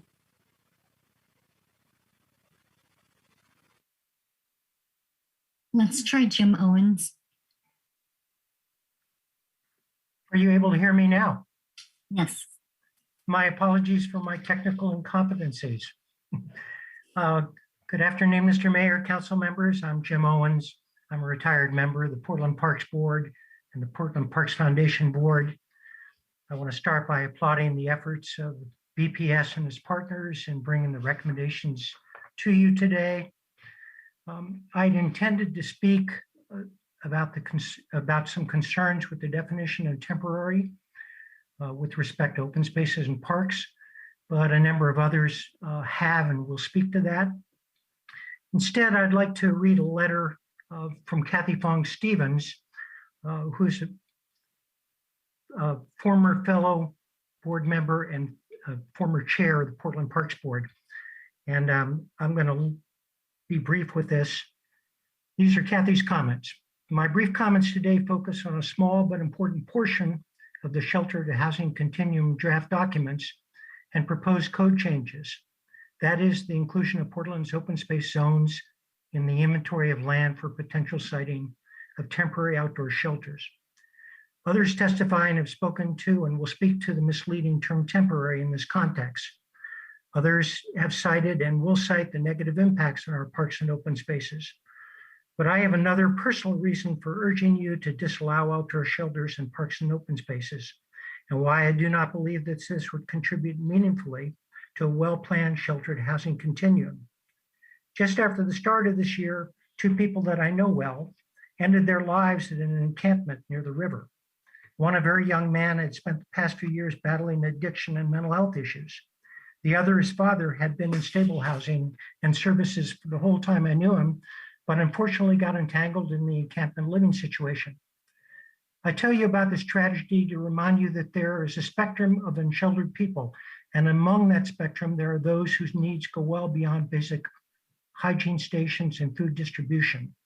Effectively meeting these needs will take more than just good intentions and the seemingly simple action of sanctioning encampments in our parks and open space. The word compassion comes up a lot when Portlanders talk about addressing the needs of those experiencing homelessness. I believe the compassionate Portlanders sincerely want shelter options to succeed. We want effective options that will support people to progress along the continuum. Simply allowing the sanctioning of encampments, however temporary, in our parks and open spaces does not well serve those in need of shelter or our community members who need safe access to parks, open space, and pathways. Thank you on Kathy's behalf and mine. Next up, we have Ginger Edwards.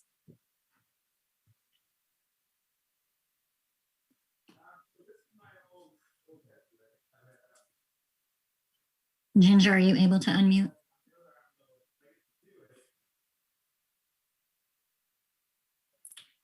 We can call the next three and then check back in with Ginger. Next up, we have Tiffany Johnson, Heather Flint Chato, Paul Niedergang. Oh, what did I do? Oh, uh-oh. Tiffany? Is it me? Yes, go ahead. Okay, sorry. I'm not used to the virtual where I don't have a video to see myself. So thank you for your time. I don't see the timer yet, but I'm going to get started. My name is Tiffany Johnson, and I'm testifying on behalf of the Mount Scott Arletta Neighborhood Association. We'd like to provide our conditional support of this project. Specifically, we agree with the recommendations of the Portland Neighborhood Welcome and Shelter PDX, and we strongly encourage adoption of their recommendations. We want to specifically say that the city should stop classifying households based on familial relationship, that should not be considered, and that all neighborhoods shall accept the diversity of housing options such as shelters and villages, and that shouldn't be just concentrated in Southeast, that we all need to share some of the responsibility to taking care of all of the community members. We also want to state that the city should allow group living by right in existing residential structures of any kind in low density zones, increase the number of sleeping rooms allowed without triggering group home living categories, avoid counting occupied RVs against the number of ADUs allowed on a site, allow far more beds in indoor shelter and far more accommodations per outdoor shelters, relax the conditional use review requirements for shelters. A lot of people gave good testimony about that earlier, about why conditional uses may be prohibited for certain people to go through the process to provide additional housing. we'd like to say include RVs, tiny houses on wheels, and other types of shelters as allowed for outdoor shelter. And although, well, I'll just, I guess since my time is almost up, we'd like the city to possibly look at what the city of Eugene has done for overnight parking program, which allows general vehicle dwelling permitting program. Thank you for your time. I appreciate it. Next up, we have Heather Flint Chato. Hi there. Before you start my timer, I'm wondering if I might be able to share my slides. Yes, let me make a quick.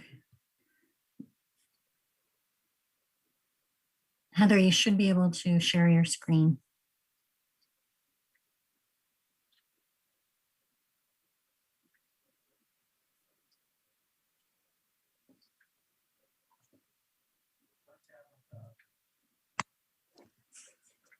Can you see my slides? Yes. Thank you. My name is Heather Flint Chato. I'm an urban planner and environmental designer, and I am here representing the Art Farm Tiny House Artist Eco Village. It's a client design project of mine, and also here representing several amendments in which we've shared with some of the council. This is a replicable model that we've created, or at least an attempt to create a model for adapting an existing developed site that is underdeveloped with a single family house, but is zoned for multifamily. We have, excuse me, we have, trying to click between my slides and it's not working, sorry. We have many benefits of tiny houses on wheels that we'd like to support. So I'm going to click through those, both for its tiny house, climate benefits, and other affordability aspects. There is an existing tiny house on our property with a composting toilet, and there are other benefits associated with this that we think could allow more affordability if you were to waive these connection requirements for more off-grid living.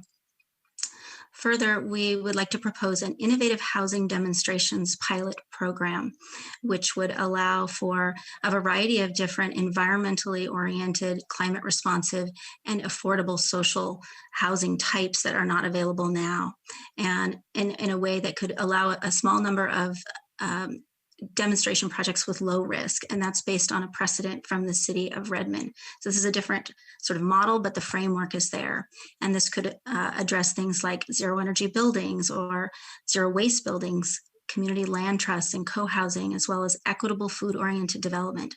So I don't have enough time to talk to you about all of those, but we have lots of examples in our slide set that you can look at to see more kind of mini case studies. And, you know, particularly food-oriented development, I think would be a wonderful model as an alternative to transit-oriented development, and would allow for more projects that have not even been considered yet, like for example, the LA Dome Village, which I was able to visit many years ago, but it could allow Portland to be a leader in further innovation. Thank you. And I would pass this on to Paul Niedergang if you are ready for him. Happy to talk to commissioners on any of these if they're interested. Hello, Mayor Wheeler and commissioners. My name is Paul Niedergang. I've lived in Portland since 1975 and have a small real estate development company called Progressive Development Group. I strongly support the sheltered housing continuum. The city of Portland declared a housing emergency in 2015. In many ways, the crisis has only worsened since then. So it is crucial that we encourage greater innovation to address the crisis. To help unleash the power of the greater Portland community, I strongly recommend that the Sheltered Housing Continuum Project incorporate an innovative housing demonstration pathway as part of the code update. This would allow a limited number of pilot projects to demonstrate the viability of alternative options. We've been working on developing an affordable tiny home village on a 20,000 square foot RM1 site in Southeast Portland that we acquired in 2017. The concept is a nonprofit arts-focused tiny home eco-village called Art Farm. The site came with a house, workshop, and barn, and we have since added one tiny home. Despite our best efforts, we've been unable to figure out a permitting path for the concept. The idea behind Art Farm is to demonstrate the viability of one alternative development model with the hope that other people will replicate and refine the model. The project arose out of the realization that over the past decade, many artists have been displaced from their workspaces and have also found themselves priced out of the housing market. If we want to have art in our community, we need to have affordable spaces for artists to live and work. Our proposed design would allow for up to 10 tiny homes with a common kitchen and restroom facilities. The proposed shelter to housing code revisions bring this type of development closer to reality, but there are still issues that need to be resolved. We need to eliminate or modify the 25-foot setback requirement. It would be ideal to create a by right expedited pathway for tiny home village clusters that does not require conditional use. A type 3 review is lengthy and costly and creates greater uncertainty, which may deter these types of housing projects. Secondly, allow an off-grid option by eliminating the requirement for utility hookups.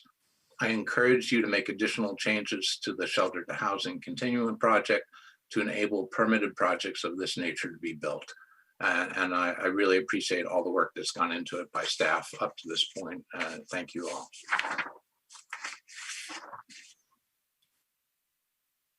Next up is Ginger Edwards. Hi, thank you for coming back to me. I'm sorry I didn't figure out the unmute earlier. Thank you for the opportunity to speak today, Mayor Wheeler and commissioners. My name is Ginger Edwards. I am the volunteer facilitator of the North Portland Advisory Group. I come to you today, as several others before me have, to ask for a very small change, I believe, in this amazing set of code changes. The change that I'm asking for is that parks, trails, natural areas, and golf courses be removed from the definition of open spaces allowed for temporary shelters. Why is that? Because parks belong to all of us in Portland, the housed and the unhoused. Parks provide that pressure release valve for all of us. It's a place to play, a place to take a walk, a place to rest, a place to meet friends, maybe a place to sit down against a tree and just appreciate the beauty of where you're at and relax for a few minutes. The concern that we have as the North Portland Parks Advisory Group is that we're hearing from neighbors that if 180-day temporary shelters are placed in parks, that parents are telling us they won't feel comfortable bringing their children to the playground. Seniors are telling us they won't feel safe taking a walk. Personally, I feel sad that that's their response, but that is the response that they are telling me. And so I have to accept that that is their real feeling. I am one of those people who takes food to homeless people weekly. And so obviously I'm not afraid of that, but others are.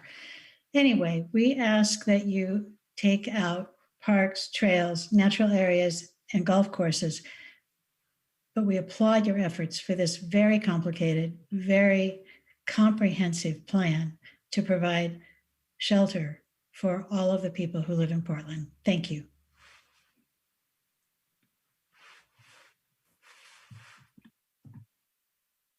Next up, we have Mac Cunningham, Michael Anderson, and Candace Avalos.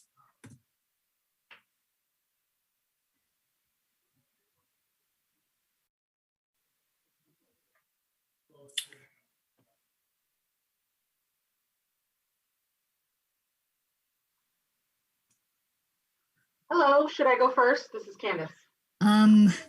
Mac, are you able to unmute? Yes, now I am. Thank you so much. Sorry about that. Hello all. My name is Matt Cunningham. Thank you again for the opportunity to testify before you all today. I would like to implore you all to please pass the shelter to housing continuum. I would also strongly encourage you to pass the amendments as have been proposed by Portland Neighbors Welcome. The previous council before this one has made great strides in Portland to legalizing more affordable housing types for middle-income households. I now encourage you all to please continue to do the same, but for lower income households in our community, as well as for our neighbors who are experiencing homelessness. Ending our housing crisis, which has been in state since 2015, longer than our current mayor has even been the mayor, will require building more housing and building more affordable housing types. While this project alone will not build more housing directly, it will increase the amount of housing types that can be built. and also shows greater empathy for our neighbors who are currently experiencing homelessness. Thank you all for your time. Once again, I would strongly implore you to pass this package. Thank you again.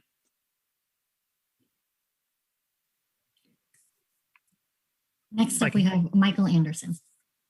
Hey, thank you, Council. My name is Michael Anderson. I'm a senior researcher with Sightline Institute. We're a regional sustainability think tank. I'll be very brief. I'm speaking in support of the project with the recommended amendments from Portland Neighbors Welcome and the Social Justice Coalition, as well as those of the PDX Shelter Forum. I want to raise two quick substantive points. First, I don't fully understand the city's feeling about front yards in this project. I don't see the argument against allowing a home on wheels in front of the main house. Second, golf courses are pleasant, but they are not parks and they're not natural. And honestly, they need not be public. They might be viable land to look at in this project or future ones while we protect other parks and natural areas. Finally, one caveat to the whole enterprise: legalizing ways for very poor people to live comfortably, more comfortably, doesn't eliminate poverty, and neither does banning the ways poor people can live more comfortably. The best approach is to make it legal for people to live more comfortably without harming others, and simultaneously working to eliminate poverty by boosting people's incomes through job access, direct payments, anything else we can do for them. Thank you. Next up is Candace Avalos. Good afternoon, Mayor and City Commissioners. My name is Candace Avalos. My pronouns are she, her. I'm a Black teen millennial renting in Northeast Portland, and I'm here to voice my strong support for the shelter to housing continuum. The overall goal of this project to make more low barrier, entry level, temporary shelter available to more people experiencing houselessness is something we should all support if we're serious about coming out of this pandemic better than we were before it started. You have heard many compelling reasons for supporting this from advocacy organizations like Portland Neighbors Welcome and Street Roots, as well as heartbreaking stories directly from our houseless neighbors. So I won't take up too much more time other than to reemphasize three specific points. First and foremost, the only way you get people off the street is with safe places to live, period. That means we need more shelter options. Second, the Planning and Sustainability Commission has proposed good shelter and housing options, and the City Council should not backtrack on any of them. And lastly, City Council should maximize the city's ability to use the options proposed by the Planning and Sustainability Commission by adopting the amendments from Portland Neighbors Welcome, such as extending the housing emergency and allowing sanctioned outdoor shelters in appropriate approved sites in open space zones and in the right of way. Our houseless neighbors deserve better, and it is the City Council's responsibility to do everything in their power to give them a realistic path towards becoming housed instead of continuing to push the problem down the road. Approving the Shelter to Housing Continuum project is within your power, and we are demanding that you use it. Thank you. Next up, we have Donna Cohen, Jay Katja, and Oak Alger. Great. Hello. Good afternoon, Council. My name is Donna Cohen, and I live in St. John's. I'm so pleased and proud of my city to see the efforts that you're making to deal with the crises of affordable housing and houselessness. First, please extend the housing state of emergency. If we're not in an emergency now, I don't know what would qualify. Second, as we know, zoning restrictions make it harder to respond to the need for housing options. Please, accept the changes that the Planning and Sustainability Bureau has proposed. Specifically, I support expanding the locations for siting sanctioned outdoor shelters to many available open spaces throughout the city. I know there is contention about parks land. Although I believe we can mostly avoid using parks, I also think that some of our parks are quite large enough that a small slice can be tapped off for this important use. I happen to live in an affordable housing development that, before it was built, was protested by neighbors because they wanted to continue to walk their dogs among the prior existing undeveloped park here. No matter that a quarter of a mile away, there was another much larger park. No matter that 115 families would be able to purchase their first homes because of the conversion of their dog walk area. Sometimes we just have trouble seeing beyond our own needs, especially when it comes to responding to others in need of housing, it seems like. For some locations, we should not require traditional water sewer connections where we or residents can provide alternatives, such as with RVs or city-provided sanitary facilities. I think about the safe parking program in Los Angeles where folks can park their cars or trailers safely overnight at a guarded location with sanitary amenities. A simple place to park one's car and not be hassled can do a lot for a decent night's sleep. Please continue to push the envelope. Thank you so much for what you're doing. Next up, we have Jay Kotcha. Hi, my name is Jay Chachka. I work in the homeless youth continuum for the past 7 years, and I'm also a resident of Southeast Portland. Thanks for this time to speak. Shelters are obviously needed, and I also agree with the tent camp idea, but I also see that they're not the solution. Many of my clients that I work with do not want to go to shelter, and there's only one youth shelter in town anyway. They don't feel safe. So that's an issue that I have to work around with a lot of them. There needs to be, in my opinion, I'm glad we brought up and heard about the group living proposal. I think that's very important. I think there needs to be more group housing like Bridge House and New Doors, places like Unity, and especially culturally specific houses that have say 7-8 people, run by places like NEA or SEI or Latino Network. And I think they need to be spread out throughout the city. I think the other thing that's been surprising to me is through this, I haven't heard anything about addiction and homelessness and addiction. While obviously not everybody who's homeless is addicted, they are two issues that feed each other. And I think if we really want to get the homeless issue solved, we also have to include addiction treatments as well as mental health treatments. We can't do that with, they can't be separated. We need to figure out strong ways to do both. And if people don't want treatment and are unwilling to get the help they need, we also have to be tough and not allow those people to run through our city. So, rights without responsibility doesn't work. Everybody has to take responsibility. So that's what I have to say. Thank you for your time. Next up, we have Oak Alger. Hi there, my name is Oak Alger. I'm sorry for them. I apologize. One second. Keelan, after this testimony, could you give us some sense of how many folks are left? I just want to do a time check. Yes, I will. All right, sorry, Oak. My name is Oak Alger. My pronouns are he, his. I am here today to voice my support for the shelter to housing continuum. And as well, I want to support the actions and amendments proposed by Portland Neighbors Welcome. The housing emergency needs to be extended. I think it's clear that the work isn't done. Maybe the work hasn't been done, depending on who you ask. I also want to say that we should allow sanctioned outdoor shelters in appropriate and approved sites, the open space zones, and in the right of way. There's a lot of talk about the parks, the golf courses. If you ask me, we already allow camping at a lot of places in this state that we consider to be natural gems. We have lots of campsites around the state, and people are able to camp there, and they're expected to keep them clean. And I understand that in people's minds, you think of recreational camping and camping to survive as different. But if you can camp recreationally in a park, why can't you camp to survive in a park is what I would say to that. On top of that, I like what's in this. I like what's in this bill or this amendment, or whatever you want to call it.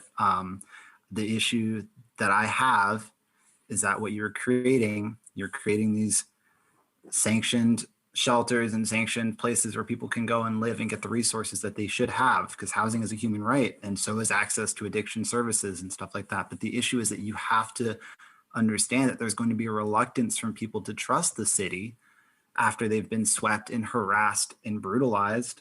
50% of Portland cops' use of force incidents have been against houseless people. So you have to understand that there's a lack of trust in the institution. So how do you create that bond? How do you create that trust so people will come and stay in your campsites and trust that their tiny homes will be able to stay there and that this will actually work? Because what I'm hearing is I would have a hard time trusting that. I don't understand how you're going to say to people, we're going to support you. We're going to take care of you when you're not doing it right now. All this stuff that's going to happen is future stuff. We need action right now, and we need to create trust that when this stuff passes and is finished, people are willing to go there and are willing to do the stuff, because you're asking a lot. You're asking a lot of people to go and trust you. So you have to build that trust starting now. Thank you for your time.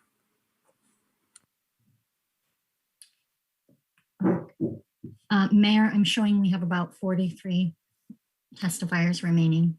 Very good. Thank you.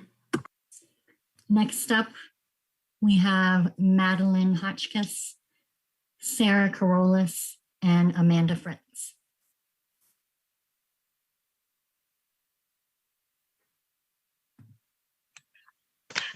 Hello, my name is Madeline Hotchkiss. I'm speaking in full support of the proposed shelter to housing continuum project. I also urge the City Council to extend the housing state of emergency and consider the amendments proposed by Portland Neighbors Welcome, namely allowing sanctioned outdoor shelters in appropriate approved sites in open space zones and in the right-of-way, and dropping the requirement for vehicles to have costly sewer connections.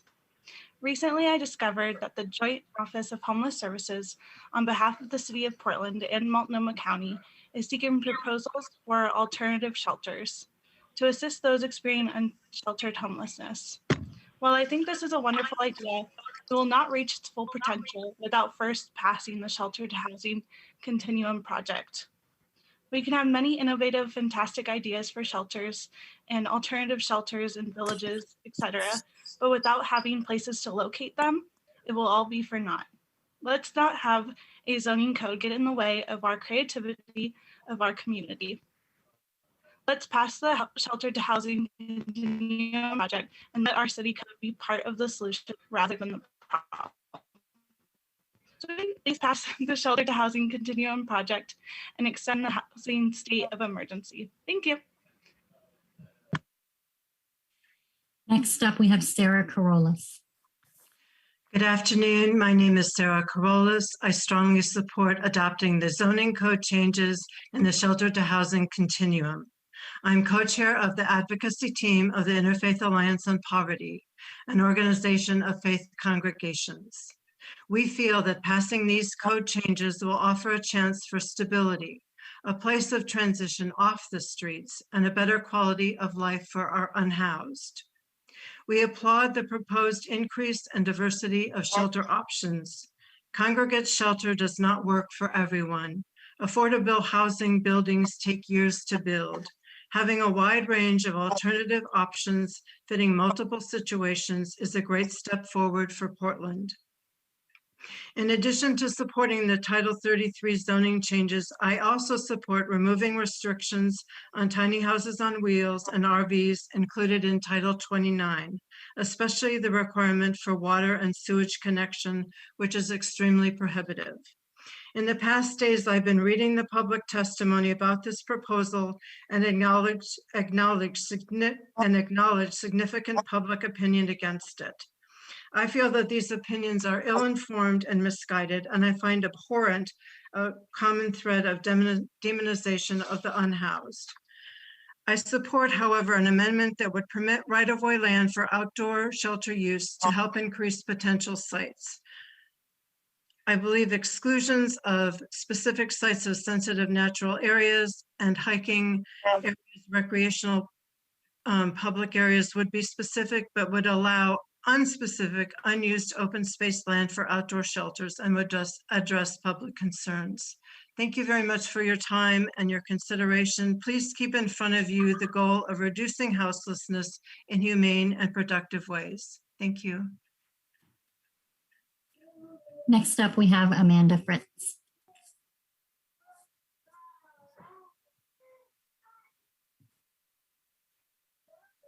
Wait a minute, here we go, sorry.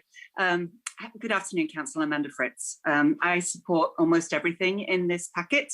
I particularly appreciate, the making things standard that have previously been conditional uses or not allowed.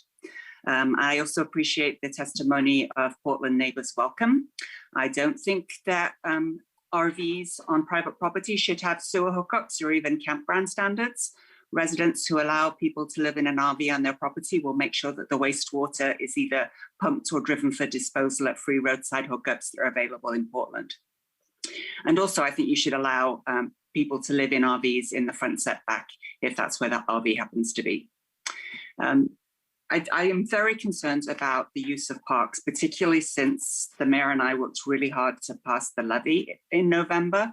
The levy summary said that the purpose of the levy will prevent ongoing reductions to park services and recreational programs, preserve and restore park and natural area health, and center equity and affordable access for all.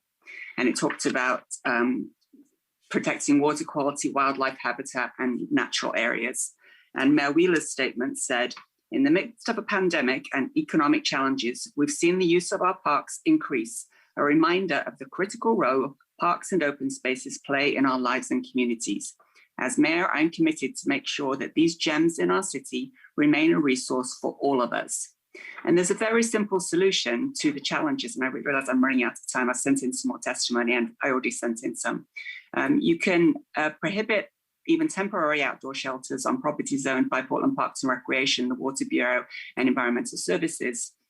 And this obviously wouldn't impact. So distracting to see the countdown clock. Sorry. This wouldn't apply to temporary shelters in community centres. I do encourage you to ask Parks Director Adina Long to testify at the next meeting. She's been a really great partner in setting up the community centre shelters. And I also have some concerns about what Kimberly Talent talked about with the visibility standards. It looks like they actually restrict the ability to build ADUs and to do internal conversions, which I don't believe is the intent of this policy. Thank you for letting me go over a little bit. Thank you, Commissioner Fritz, and it's great to hear from you again. Next up, we have James Sulin, Gwen Luta, and Joe Petrina.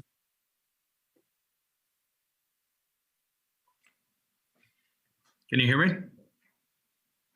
Yes. Thank you. I'm Jim Shalin. Mayor Wheeler and City Council, thank you for considering our testimony on the issue of accommodating our city's houseless citizens in Portland's parks. I worked for Portland Parks and Recreation for nearly 30 years. For a large part of my career, I was a manager of Portland Parks Natural Areas and Trails. Early on, I was a field supervisor for parks in inner Southeast and Northeast Portland. As all know, in terms of land uses, public rights of way and Portland parks are feeling the brunt of the impacts from our homeless crisis. I am pleased to see that the permanent shelters in Portland parks are not being recommended currently. However, temporary shelters allowed to be in place for up to 360 consecutive days are on the table for parks. If allowed in the open space zone, Portland parks will surely become a focal point of our houseless crisis. I am concerned for the displacement of other park uses, for the impacts to facilities and landscapes never designed to withstand the stress of temporary housing, for the additional burdens on park staff, and for the ability of our parks to recover afterwards. I personally have had to deal with the impacts in the aftermath of camps in Portland parks and along public trails. The impacts are devastating financially, and for years afterwards, devastating to our public landscapes. The proposal would put the Director of Parks and the Parks Commissioner in the very difficult position of deciding which park should accommodate sanctioned shelters. And what a tumble for Portland Parks, only 12 years ago recognized as the nation's finest urban park system. Conversion of parkland away from park use is a betrayal of public trust. As heartbreaking as the houseless crisis is, I know that I am joined by thousands of Portlanders with the same concerns and feelings. I support the rest of all the other recommendations, including in shelter to housing. Thank you. Next up, we have Gwen Luta. Good afternoon, members of the Portland City Council. I'm really impressed with your patience, and thank you for giving me 2 minutes. I have scrapped pages of what I would like to say, but this is the essence of it. I am in favor of relaxing zoning to accommodate more short-term sheltering options to get people out of tents and cars and off the streets while we are building real affordable housing. Houselessness is costing us a lot of money. Let's find solutions and keep Portland beautiful. I really would like to support what Kaia said. She's the executive director of Roots. I don't even know her, but I've read a lot of what she says. I think she's right on. She's there. She's in the middle of it. I'm not. I live in the South Waterfront area. But I'm so impressed with the knowledge of all the people that have spoken today. I'm just really impressed with Portland, how we participate. Thank you. Next up, we have Joe Petrina. Yeah, good afternoon on this beautiful sunny day.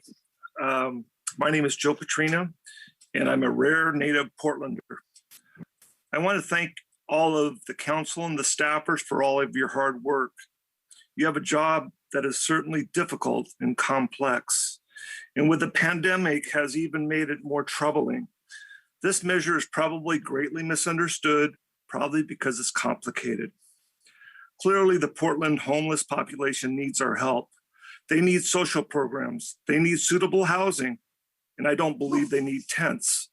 They need potential jobs. They need drug counseling. They need permanent shelters for those who can't work. My dog decided to join us here. Sorry about that. We have just voted for the Metro tax funding of $250 million to help cover the homeless services.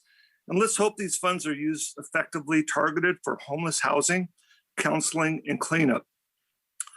I want to strongly urge the council to amend the shelter housing measure to exclude open spaces. Many of the testimonies today have already made cases for excluding parks, golf courses, and other open spaces, for we have enough suitable housing stock without including open spaces. Otherwise, I'm in full agreement with S2HC. Just wanted to let the council know of a couple of my frustrations. You know, I've lived here all my life. I'm just kind of disappointed the way things have gone, but I understand the complexities. You know, I've considered moving out, but I really don't want to move out. This is my home. I've lived here all my life. I just want to make a couple of points. You know, a friend of mine lives up by Forest Park, and she's been accosted a couple of times by homeless people, one naked that threatened to kill her and her dog, which it was probably just an idle threat, but it was still scary. And she said there's been fires and so on and so forth. So I'm going to try and sum this up. I just want to say, let's do the right thing for the citizens of Portland. Amend this shelter measure, removing parks and golf courses. Thank you. The next three we have are Paul Souders, Mimi German, and Fiona Burgess. Hello, can you hear me? Yes. Hello, yes, good afternoon. My name is Paul Souders. I live in Southeast Portland. I've already provided written testimony in favor of the project with the amendments proposed by Portland Neighbors Welcome. I'd like to support that testimony with a personal story. Last week, a friend's father died of pneumonia. He was living in an RV sited illegally on a private lot owned by his employer without access to water or sanitation and only occasional access to electricity. So he actually paid rent for this privilege. So it was an illegal lot and an illegally sited RV, but he was paying money to live this way. His life situation, his legal situation was such that he didn't have a lot of housing options or employment options for that matter, and he was therefore easy prey to an unscrupulous landlord. When we cleaned out his RV, it was a disaster because he couldn't wash clothes or dishes or flush away waste. He was like literally living in filth, like literal filth. It was not surprising that he had died really swiftly of fungal pneumonia, preventable disease. If he had lived in a tiny house, or if his RV had been sited in a place like a church parking lot or on a private lot with a flexible sanitation solution, like not necessarily a a sewer hookup, but just some way to dispose of waste, he would probably be alive. So I appreciate the council's efforts to provide many varied solutions for sheltering and housing our neighbors, and I think we should take it farther with even more flexibility for future city councils. And on a completely separate note, I'd like to add that I wonder a little bit about our obsession with golf courses in particular, why those of all natural areas need to be protected, especially in an emergency. As Michael Anderson said earlier, they're not particularly natural places. So anyway, thank you for listening. I appreciate you. Thanks. Next up, we have Mimi German. Hi, this is Mimi German. I'm an advocate in St. John's for our houseless community, and I've been doing that work as a volunteer and somebody who I consider myself a sister to the folks on our street, and that they are my extended family. The question that I have regarding all of this is, why is the city not trusting those of us who have the trust from the people on the street? I don't work for any nonprofit. I don't want to work for a nonprofit. I don't see any reason to work for a nonprofit when I can do exactly as I've done for 5 years for the people, knowing that they do get what they need, not just from me, I don't mean it like that, but with my help. We didn't have toilets out here until I had to harass the city, especially during COVID, to the point of shutting down city council to get toilets out here, especially during COVID. The city never even responded to our plead for sanitizing stations during COVID. It was Sarah Ionaron who came out to help me with sanitizing stations for our people in St. John's. So the question that I have is, when we know, those of us who advocate on the street directly with the people almost every day, that we are the ones who people call when they need to go to the hospital. They call when maybe somebody's really sick. They call when there's going to be a sweep. They call when, whatever it is happens, when the cops are there unmasked. I'm the one who gets called, at least in my neighborhood. So why, when I work with my extended family to create positive shelter for them, like Jason Barnes Landing, with toilets paid for a year, with trash pickup, why do we get swept? Why do we get beaten down by the city when what we're doing is everything you are trying to do for no money, for no obligation from the city to even help, including wraparound services? I alone, with my friends out there, in cooperation with Northwest Pilot Project, have had 6 people housed in the last year and a half. So my question is that, it's a statement. I would like in this, whatever it is that you're doing, this bill, whatever it's called, ordinance, whatever, I would like there to be some form of way to communicate with those of us who actually have some immediate answers and are putting things on the ground to do exactly as you are asking in that ordinance. Thanks for your time. Next up, we have Fiona Burgess. Yes, hi there. Thank you. For the record, my name is Fiona Burgess. I live in Southwest Portland, about 5 miles away from downtown. I'd love to see more options for houseless folks in my neighborhood. I know my neck of the woods isn't exactly the first place you'd think of when you think of homelessness. And I know that there is certainly a greater concentration of unhoused people on the east side. I'm supportive of bringing these people aid where they're at. So I understand why providers are likely to focus on the east side. I support it. The fact of the matter is that people are losing everything everywhere, and the lack of shelter resources combined with virtually no public restrooms and regular harassment from wealthy home and business owners has made it all the more difficult for those unfortunate enough to be stuck down here. I keep running across people sleeping in abandoned parking lots without even a blanket to protect them, and I'm sick and tired of it. This is part of why I'm hoping that this proposal will implement the recommendations of Portland Neighbors Welcome, in particular this allowance of sanctioned shelters in open space zones and in the right of way. And I'm not just talking about I'm not talking about parks at all.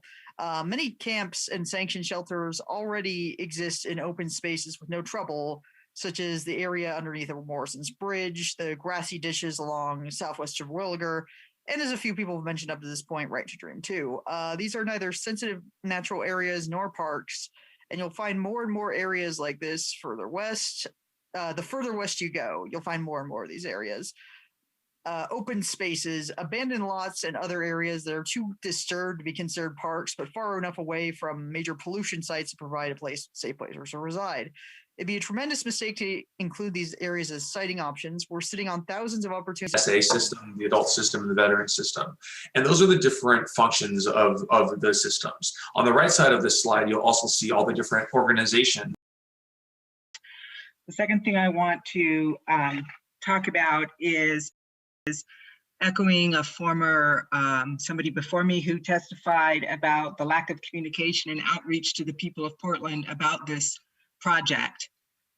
There was no mailing out to the mass residents of the city about this. Eli talks about having 200 people on testifying in December. We live in a city of 664,000 people. And we claim 200 people as a victory, hearing from 200 people. So I believe the city has done a very poor job